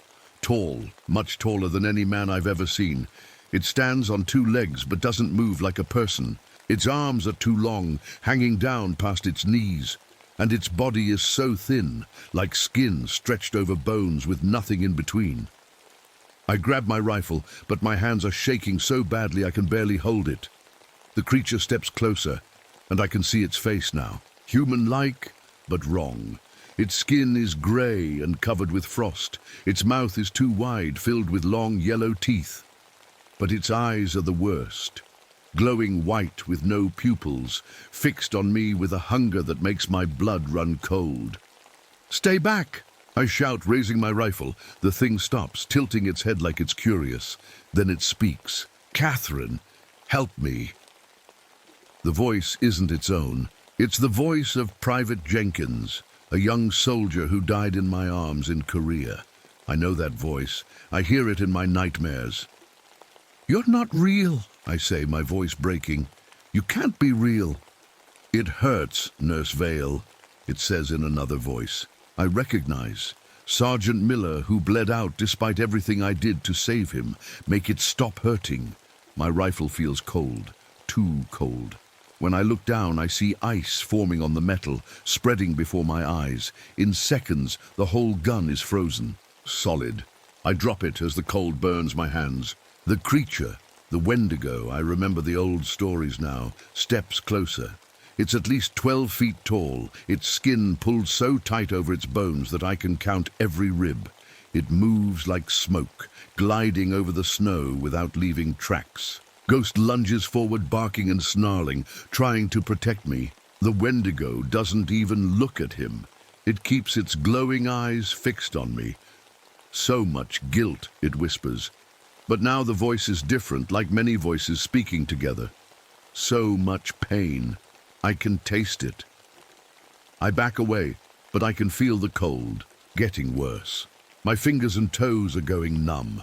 My ears and nose burn with frostbite that's spreading too fast to be natural. This isn't normal cold. It's something else, something that comes from the creature itself. "What do you want?" I ask, though I think I already know. "To feed," it says simply. "To consume." I stumble backward and fall. The snow doesn't feel cold anymore. A bad sign. When frostbite gets bad enough, you stop feeling the cold. I try to get up, but my legs don't want to work right.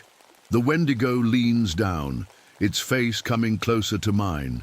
Its breath smells like rotting meat. Those glowing eyes look into mine, and I see something terrible there. Hunger, yes, but also knowledge. It knows me. It knows my fears, my guilt, my pain. "I can make it stop," it says, using the voices of the dead soldiers again. "The memories, the nightmares. I can take it all away." Part of me wants to give in, to let it take the pain I've carried since Korea, but I know that's not what it's really offering. I reach for my grandmother's silver cross, clutching it tightly. The Wendigo hisses and pulls back slightly. "Ghost, run!" I shout, hoping my dog will save himself, but Ghost stays by my side, growling at the monster. I look around desperately for anything I can use to defend myself. The ruined tent, the torn sleeping bags, my frozen rifle. Nothing seems useful against this thing. Then I remember. About a mile back, there's an old logging camp. If I can reach it, maybe I can find shelter, tools, something to fight with. I force myself to my feet, the cross still held out in front of me. The Wendigo watches, those hungry eyes never blinking. "Come on, Ghost," I say quietly. Then I turn and run as fast as I can through the deep snow, not looking back to see if the monster is following. But I can feel it behind me, moving through the darkness, getting closer with every step I take. I run through the snow, my lungs burning with each breath.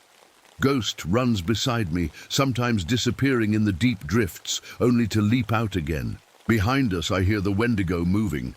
It doesn't run. It glides like a shadow flowing over the snow. Finally, I see the old logging camp ahead. 4 wooden buildings, dark against the snow. I aim for the biggest one, praying the door isn't locked. It's not. The door swings open as I hit it with my shoulder. Ghost and I tumble inside, and I slam the door shut behind us. There's no lock, so I drag a heavy desk in front of it. My fingers are turning black with frostbite. I've seen it before in Korea. Soldiers caught in the winter cold too long. I know what to do. I find an old stove in the corner of the room, and with shaking hands manage to light a fire using some old papers and broken chair legs. As feeling painfully returns to my hands, I look around the room. This was some kind of office. There are desks, chairs, and old papers everywhere. A calendar on the wall says 1958. No one has been here for years. Scratch. The sound of claws on wood comes from outside, slow, deliberate. The Wendigo is in no hurry. It knows I'm trapped. Ghost whines and presses against my leg. I pat his head with my bandaged hand. "It's okay, boy," I whisper. "We'll figure something out." The scratching moves to another wall, then another. The Wendigo is circling the building, looking for a way in. The sound is like fingernails on a chalkboard, sending shivers down my spine. I search the room for anything I can use as a weapon. My rifle is gone. I dropped it when it froze solid. In a desk drawer, I find an old letter opener. It's not much, but the handle is silver. I remember how the creature pulled back when I held up my grandmother's cross. The scratching stops. For a moment, everything is quiet. Then I hear it. The voices of dead soldiers calling my name, begging for help. The Wendigo is trying to trick me again. "Nurse Vale, please, it hurts so much." I cover my ears, but I can still hear them. All those young men who died despite my best efforts. The guilt comes flooding back, threatening to drown me. A crash from the next room makes me jump. The Wendigo has broken in through another part of the building. Ghost barks frantically, facing the door that connects to the next room. I look around desperately. There must be something else I can use. Then I notice a door I hadn't seen before. It's marked Boiler Room. A plan forms in my mind. It's dangerous, maybe even crazy, but it's all I have. "Ghost, come!" I call, moving toward the boiler room door. But Ghost stays where he is, growling at the connecting door. He's protecting me, giving me time to escape. "Ghost, please!" I beg, but he won't move.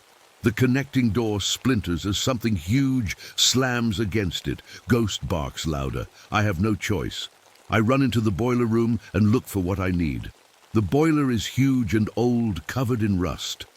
It would have been used to heat the whole camp back when the loggers were here. There are pipes running from it throughout the building and valves that control the steam pressure. If I can get it working again. I work frantically, stoking the fire in the boiler with anything that will burn. Old boards, papers, broken, furniture. The water level is low, but enough if I can get it hot. From the other room, I hear a terrible crash as the door finally gives way. Ghost's bark turns into a yelp of pain, then silence. My heart breaks, but I can't stop now. The boiler begins to heat up, the gauge slowly rising as steam builds. I turn the valves to trap the pressure, making it build faster than it should. The old metal groans in protest. The door to the boiler room opens. The Wendigo has to bend almost double to fit through the doorway. In its claws, it holds Ghost's limp body. My brave dog's white fur is stained red. The Wendigo drops him on the floor like trash. "You let him die," it says in the voices of the dead. "Just like you let us die." Tears stream down my face, but I stand my ground. The boiler behind me is hot now, the metal turning red in places. The pressure gauge is in the danger zone. "You're right," I say, surprising the creature. "I couldn't save them. I couldn't save any of them." The Wendigo tilts its head, confused by my agreement. It takes a step closer. "But I can stop you," I say. I rip my grandmother's cross from my neck and throw it at the creature. It hits the Wendigo in the chest and sticks there, the silver burning into its frost-covered skin. It shrieks in pain and rage. While it's distracted, I spin around and open all the valves on the boiler at once. Steam hisses out from every pipe, filling the room with scalding heat. The Wendigo screams as the hot steam hits its icy body. I dive for the door, rolling under the creature's legs. Behind me, the boiler makes a sound like a living thing in pain. Metal straining, rivets popping, pressure building beyond what the old tank can handle. I crawl toward Ghost, grab his body and keep moving. I reach the main door, shove the desk aside, and stumble out into the snow. I run as fast as I can, Ghost's body heavy in my arms. Behind me, the logging camp explodes. The boiler tears itself apart, sending metal and steam and fire in all directions. The blast knocks me forward into the snow. The Wendigo's death scream rises above the sound of the explosion, a high, inhuman wail that seems to shake the mountains themselves. Then, snow begins to slide down from the slopes above, triggered by the sound and the explosion. An avalanche rushes toward the camp, burying everything in tons of ice and snow. I lie in the snow, holding Ghost's body, as the world seems to end around me. The cold is intense, but I barely feel it anymore. My last thought before darkness takes me is that at least the monster is gone. At least no one else will die because of it. 10 years have passed since my encounter with the Wendigo. I live alone now in a small cabin at the edge of the Superior National Forest. My neighbors are few and far between, which is how I prefer it. Safer for everyone that way. The missing fingers on my left hand ache when the weather turns cold, which is often in Minnesota. The doctors call it phantom pain. I know better. It's a reminder. My wilderness survival classes are popular. People drive from all over to learn from me. The woman who survived 7 days alone in the deadliest blizzard of '62, they call me. They don't know the truth. Nobody does. Always respect the forest, I tell my students. It was here long before us, and it keeps its secrets. Some of them notice how I get anxious when the sun begins to set, how I insist everyone must be inside before dark. They think it's trauma from my experience. They're not wrong, but it's not the whole truth. In my cabin, I have a wall covered with maps. Red pins mark where people have gone missing in these woods over the years. Blue pins show where remains were found, when they were found at all. The pattern moves, like something hunting across the wilderness. Something hunting like I do. It started small. First, I noticed I could go longer without food. Then I began to crave meat, raw and bloody. I'd find myself standing in front of my open refrigerator at 3 a.m., eating cold steak with my bare hands. I fight it. Every day, I fight it. My silver cross hangs by my door now. I can't bear to wear it anymore. It burns my skin on the coldest nights, when the hunger is worst. My reflection has changed. My face is thinner. My eyes sometimes catch the light in ways they shouldn't. And when I smile, it feels too wide for my face. I keep a journal, like the one I had for the soldiers. This one lists the days I win against the hunger, the days I stay human. There are fewer entries each year. Last winter, I woke up in the forest, miles from my cabin, with no memory of how I got there. My clothes were torn, and there was blood under my fingernails. I told myself it was from a deer or a rabbit. I almost believed it. The search parties come through sometimes, looking for missing hikers. They always stop at my cabin for coffee and advice. I point them away from where I've been hunting. I mean hiking. I meant hiking. One of my students, a young man named Michael, notices things the others don't. He sees how I sniff the air when the wind changes, how I can move through the woods without making a sound, how I always know when a storm is coming hours before the weather report. "You're different," he told me once, "like you're part of the forest itself." I sent him away after that, told him he'd learned all I could teach. It wasn't safe for him to notice so much. Yesterday, I found claw marks on a tree near my cabin, 15 feet high, bark stripped away with deep gouges in the wood beneath. I placed my hand next to one of the marks.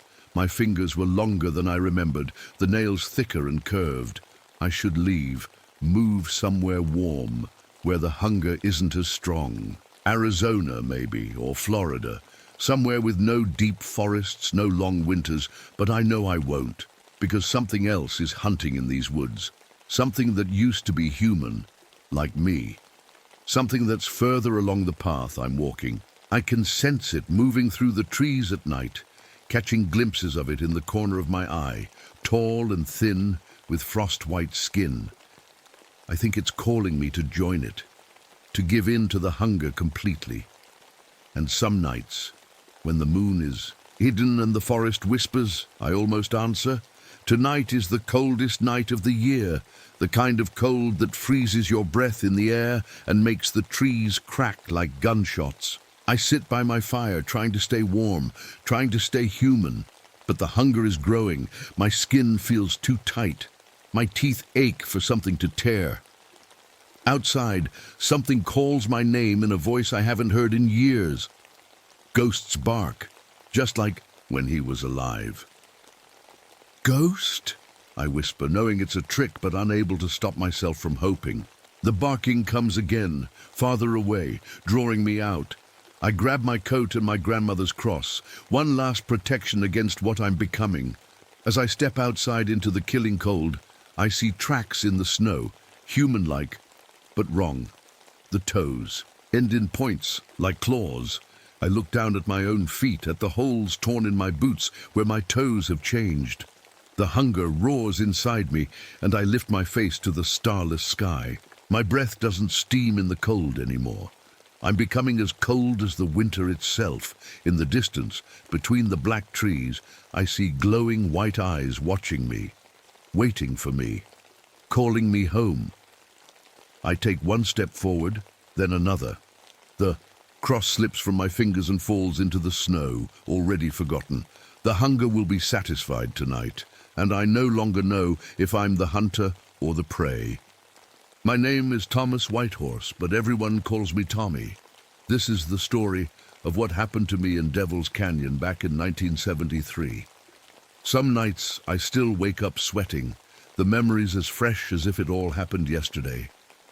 I'm telling this story now because I need someone else to know the truth. If anything happens to me, at least there will be a record. That morning started like any other patrol day at Grand Canyon National Park. I'd been a ranger there for almost 3 years, ever since coming back from Vietnam.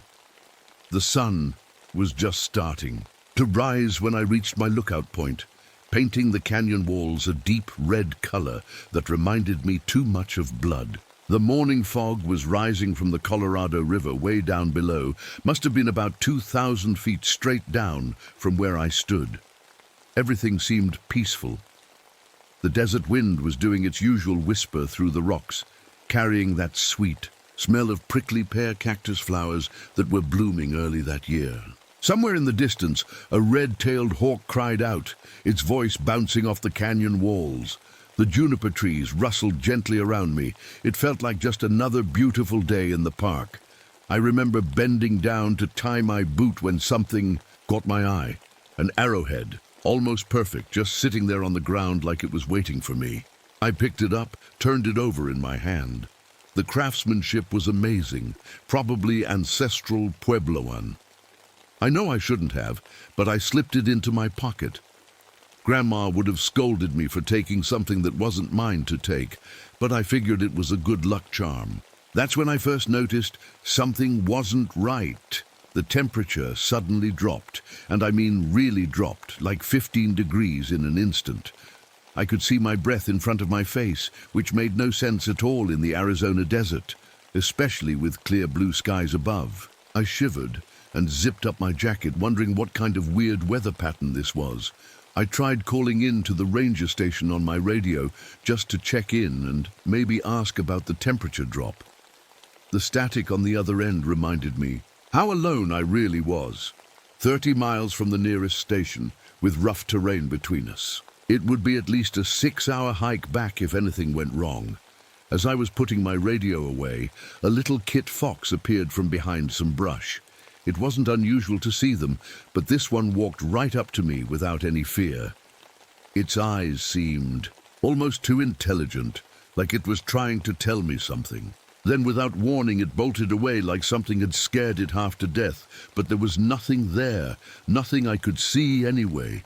Looking toward the horizon, I noticed dark clouds gathering in the distance. There hadn't been any storms in the forecast, but out here weather could change fast. Flash floods were a serious danger in the canyon, and those clouds looked mean. I needed to adjust my patrol route to higher ground, just to be safe. That's when I remembered the rock slide from last week. The main trail was completely blocked, which meant I'd have to take the old deer path through a section of the canyon that wasn't even on the official maps. Not ideal, but I knew the area well enough, or at least I thought I did. As I started walking toward the side path, something else strange happened. The wind, which is always blowing in the canyon, always just stopped. Completely. The silence that fell was so thick it felt like I could touch it. No birds, no insects, not even the sound of my own footsteps seemed to echo anymore. The whole canyon had gone dead quiet, like the world was holding its breath, waiting for something terrible to happen. I stood there, frozen, listening to the silence. And somewhere deep in my gut, I knew this wasn't going to be just another day on patrol. Something was waiting for me in Devil's Canyon, something old, something hungry, and I was walking right toward it. I should probably tell you a bit about myself. Like I said, my name's Tommy Whitehorse. I'm 29 years old and Navajo born and raised. My people have been connected to this land for hundreds of years. The elders say we can feel things others can't. The moods of the earth, the whispers of the spirits. Growing up, I thought that was just old people talk. Now, I'm not so sure. Before becoming a park ranger, I was in the Army, 101st Airborne Division in Vietnam. That's where I got this limp. A piece of metal from an explosion got stuck in my left leg. Doctors did their best, but I never walked quite right again.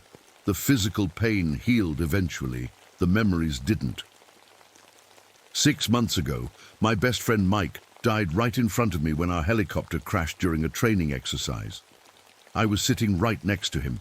I made it out with a few bruises. He didn't make it out at all. Every night since then, I've wondered why I lived, and he didn't. The nightmares are always the same. I reach for his hand. Our fingers almost touch. Then the world explodes. That's partly why I took this job. Being alone in nature helps. Out here in the canyon, with the red rocks and open sky, I can breathe again, at least most days. People at the park notice things about me.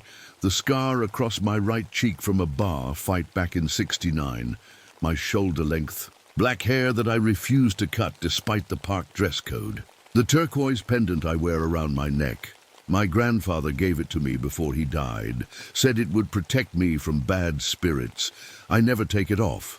The other rangers call me when hikers go missing. They joke that I can smell people like a bloodhound. Truth is, I just understand how people think when they're scared and lost.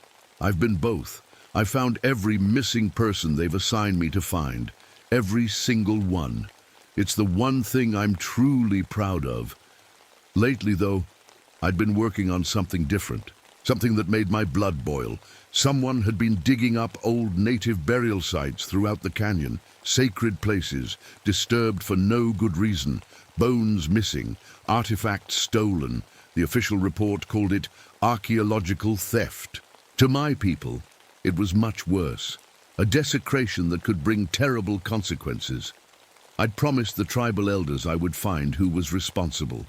What I didn't tell my boss was that I had my own suspicions about what was happening. My grandmother used to tell me stories when I was little. Stories about spirits that collected bones, spirits that my ranger training manual definitely didn't cover.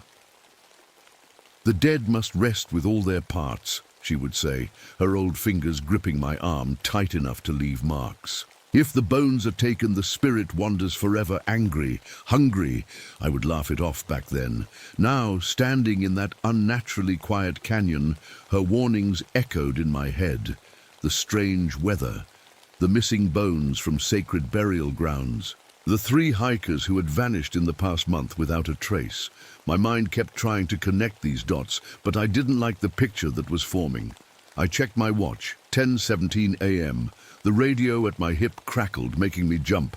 Base to Whitehorse. Come in, Whitehorse. I pressed the talk button. Whitehorse here, go ahead.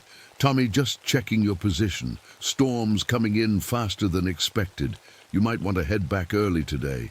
I looked at the gathering clouds, now much closer than before. Roger that. I'm going to check out one more location first.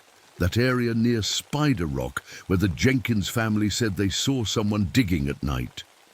There was a pause on the other end. "That's pretty isolated, Tommy. You sure you want to be out there? With this weather coming?" I thought about the missing bones, the disturbed graves. "I'll be quick.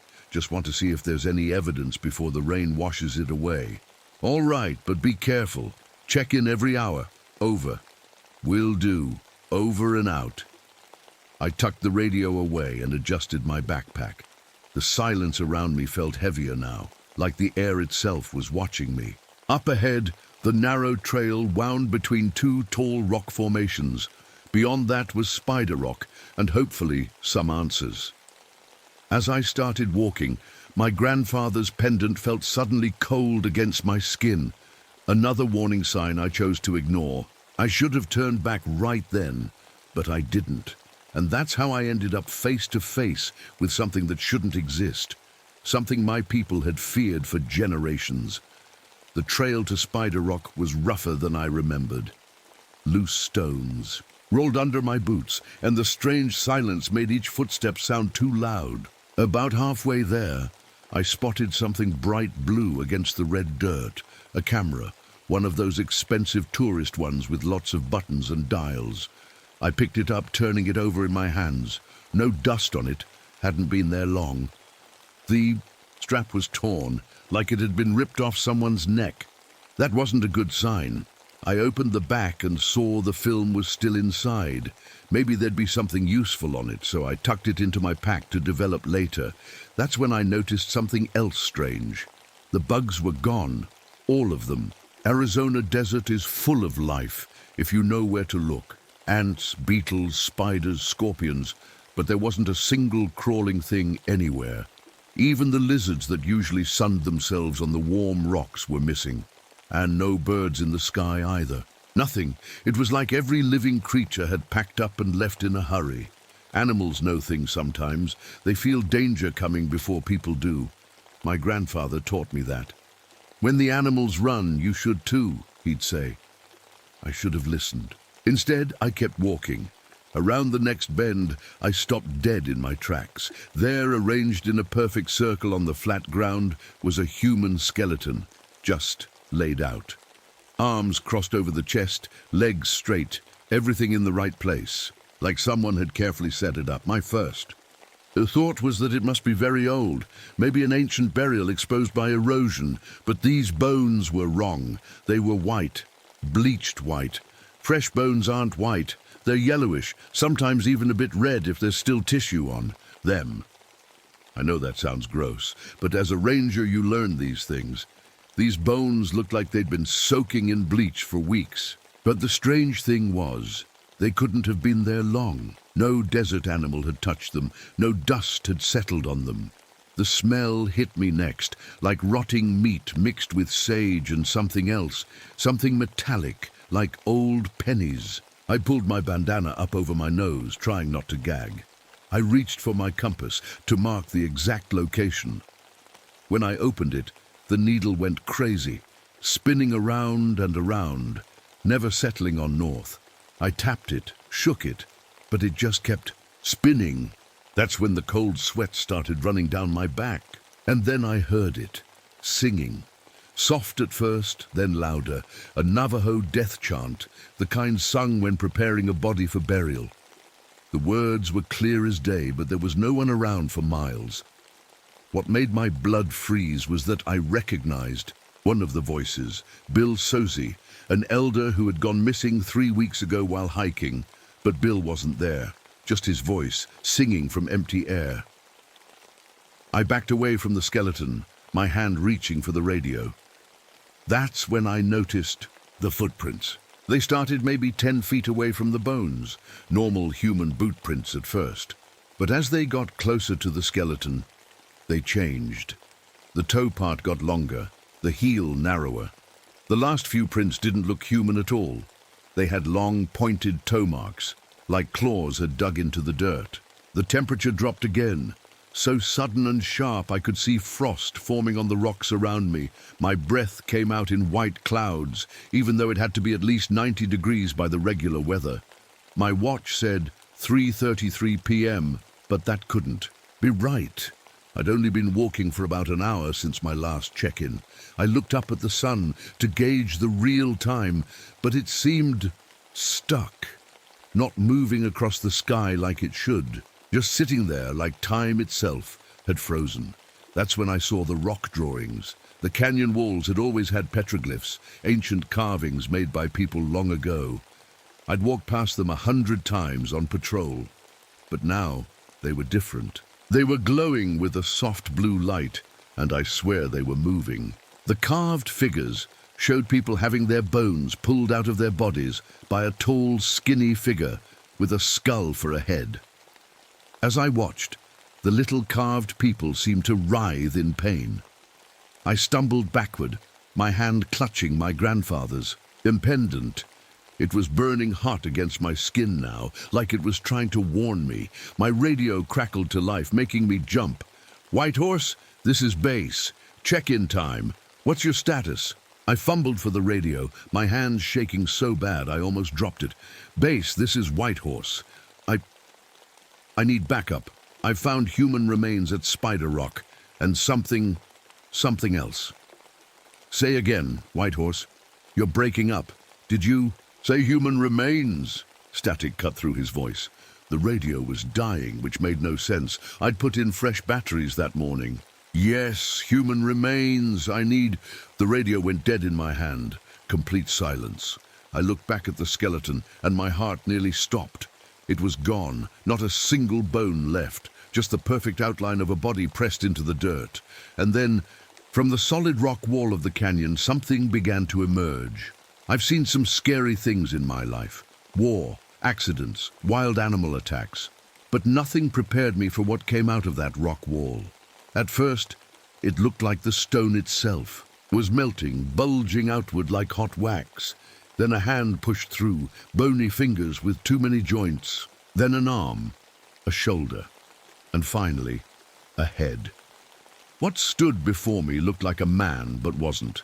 It wore what seemed like traditional Native American clothing, a kind I'd never seen before, even in the oldest tribal photos. But the clothes weren't made of leather or cloth. They were made of bones, hundreds of small bones strung together, clicking softly as the figure moved. Its face was the worst part. Not really a face at all, but a skull with thin, dry skin stretched tight over it. No lips, no nose, just empty eye sockets that somehow weren't empty at all. They glowed with a pale blue light, the same color as the glowing rock carvings. "Thomas Whitehorse," it said, but not with one voice. It sounded like many people speaking together, men, women, elders, children, all at once. "You have been looking for me." I wanted to run. Every muscle in my body screamed at me to turn and sprint away, but I couldn't move. Whether from fear or some power the thing had, I was frozen in place. What are you?" I managed to ask, my voice barely a whisper. The skull face didn't change expression, it couldn't, but the blue lights in its eye sockets grew brighter. "I am the Keeper of Bones, the walker between worlds, the last of the hollow people." It tilted its head, like a curious bird. "Your grandmother told you about me, didn't she? In the stories you pretended not to believe." A cold feeling washed over me. The bone-stealing spirits from Grandma's stories. The ones that could walk through stone. The ones that never died because they stole the life force from others. "You're not real," I said, but my voice shook. "You're just a legend." The thing laughed, and it was the sound of dry bones rattling in a clay pot. "All legends begin as truth, Ranger Whitehorse." It stepped fully out of the rock wall now. "Just as you began as a frightened boy hiding under blankets while your grandmother spoke of me." That hit me like a punch to the gut. How could it know that? Those private childhood memories. The thing, the Bone Walker, raised its hand, and the canyon around us changed. The walls shifted like they were made of water. New passages opened where solid rock had been seconds before. My escape route sealed itself with a grinding sound of stone on stone. "You cannot leave now," it said. "Few have seen me and lived to speak of it, but you You are special. You carry old blood, old power. It took a step toward me, and I finally broke free of whatever had been holding me in place. I stumbled, backward, my hand going to my belt for my knife. A 6-inch blade wouldn't do much, but it was better than nothing.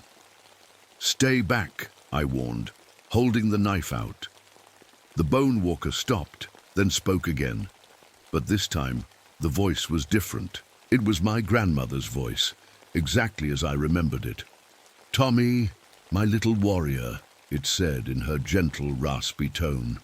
"Put the knife down. There's no danger here. Come to Grandma." For a second, just a split second, I almost believed it. The voice was so perfect, down to the way she used to say my name.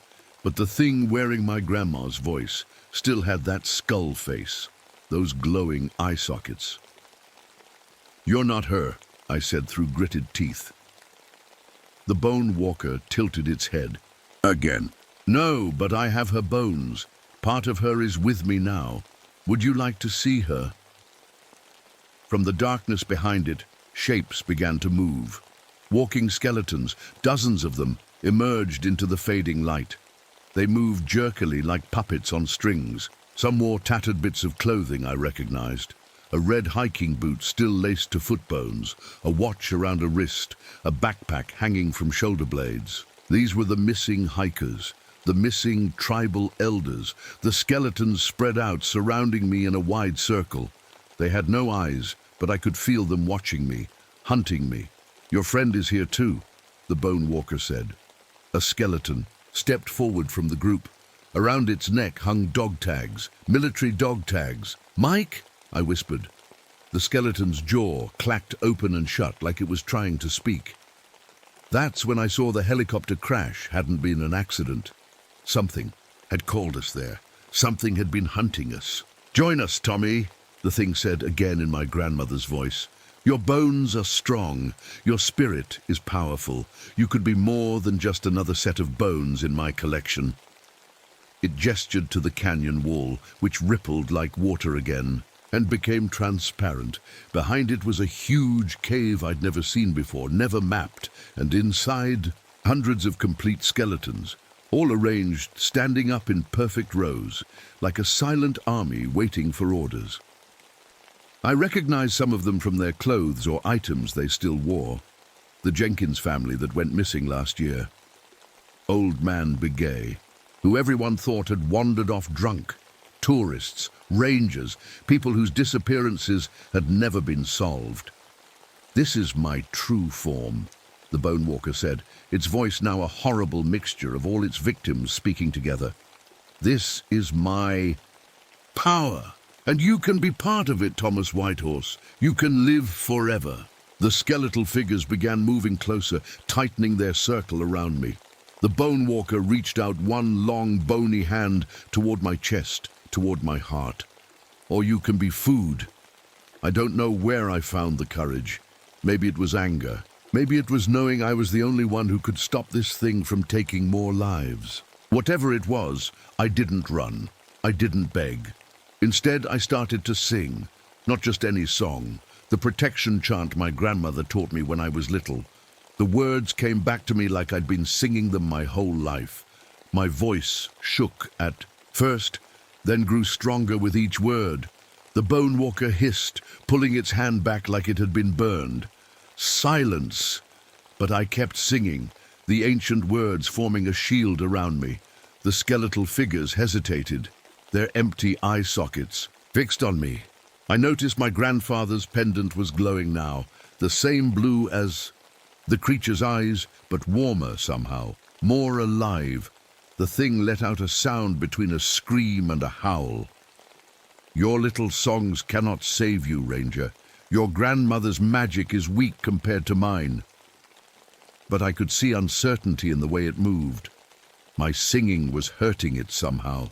I remembered the storm clouds I'd seen gathering. If I could just hold the creature off long enough for the rain to come. Flash floods were deadly in the canyon, but they might be my only weapon against this thing. I kept chanting, backing, slowly toward higher ground. The skeletons followed, but they couldn't come too close as long as I kept singing. The Bone Walker stayed behind them, directing them like a puppet master. "You cannot escape, Thomas Whitehorse," it said in that horrible multi-voice. "The canyon is mine. Every path leads back to me." To prove its point, the canyon walls shifted again. The path I'd been backing toward suddenly wasn't there anymore. Instead, a sheer cliff dropped away behind me. I was trapped. Thunder boomed overhead. The storm was getting closer. I just needed time. The Bone Walker must have sensed my plan. "You think the water will save you? I have survived 1,000 floods. I am the canyon. I am the rock. I am the bones of this earth."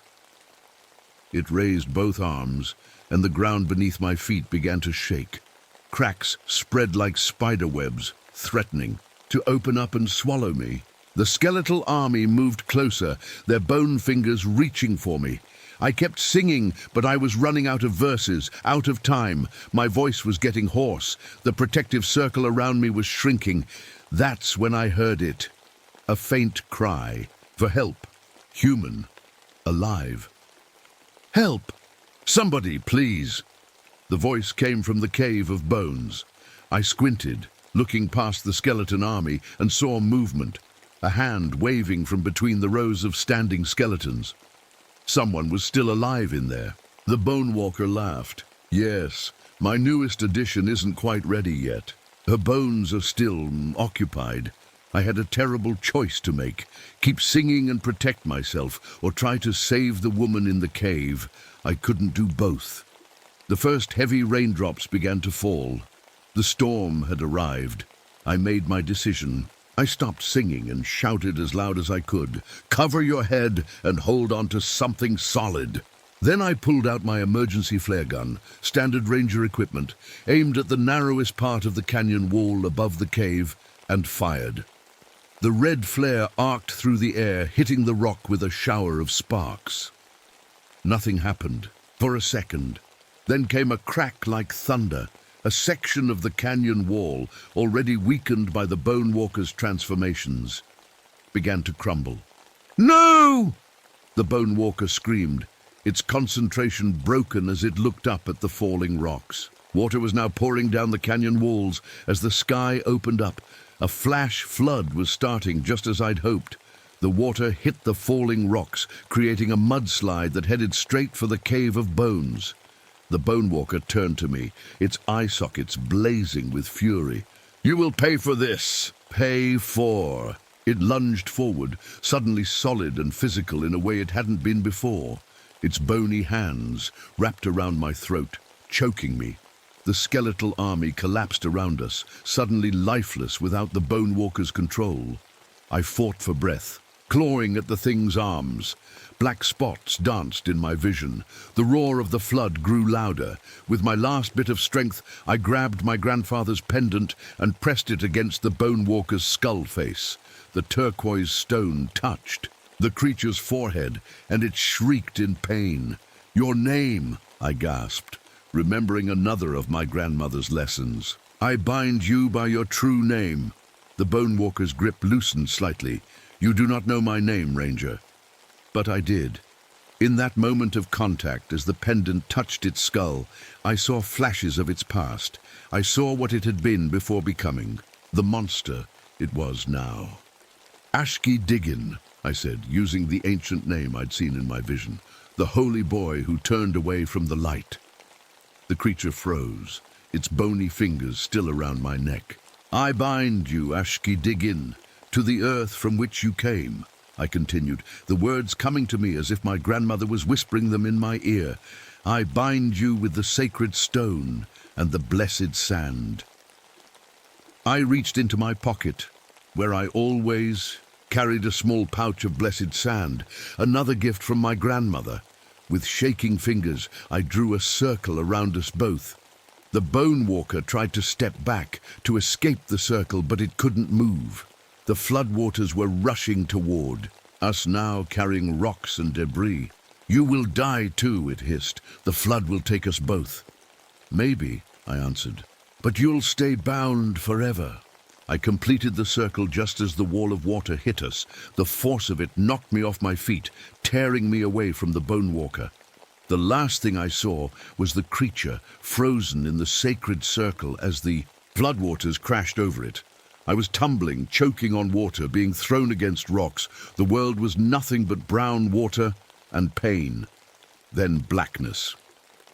I woke up 3 days later in the ranger station medical room. They told me a search party had found me washed up on a sandbar 5 miles downstream, barely alive. They said I was lucky. I'd been missing for nearly 30 hours.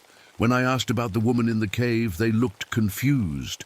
No one else had been found. No bodies. No survivors. Just me. My hair had turned completely white. The doctor said it was from shock or trauma. My body was covered in cuts and bruises that would heal, but there were other marks too. Symbols I didn't recognize burned into my skin like brands. Those never faded. I tried to tell them what happened, about the Bone Walker, the Cave of Bones. They nodded politely and wrote in their reports that I'd suffered a head injury and was confused. Flash floods are dangerous, they said.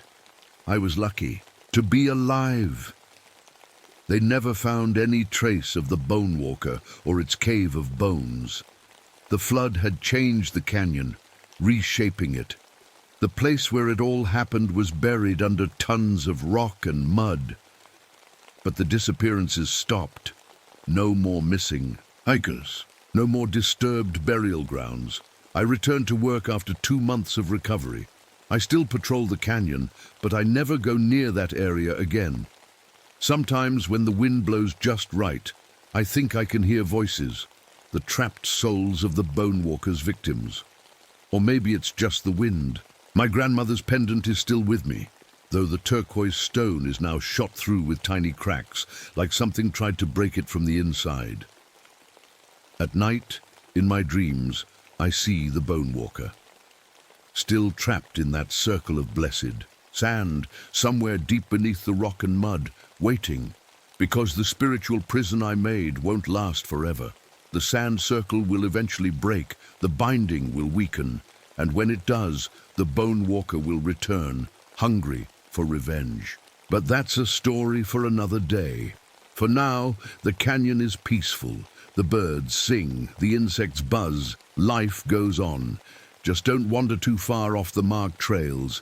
And if you ever feel a sudden cold spot in the desert heat, or hear someone singing when there's no one around, turn back, walk away, run if you have to. Some things are better left undisturbed. Some stories shouldn't be finished. Some bones should stay buried.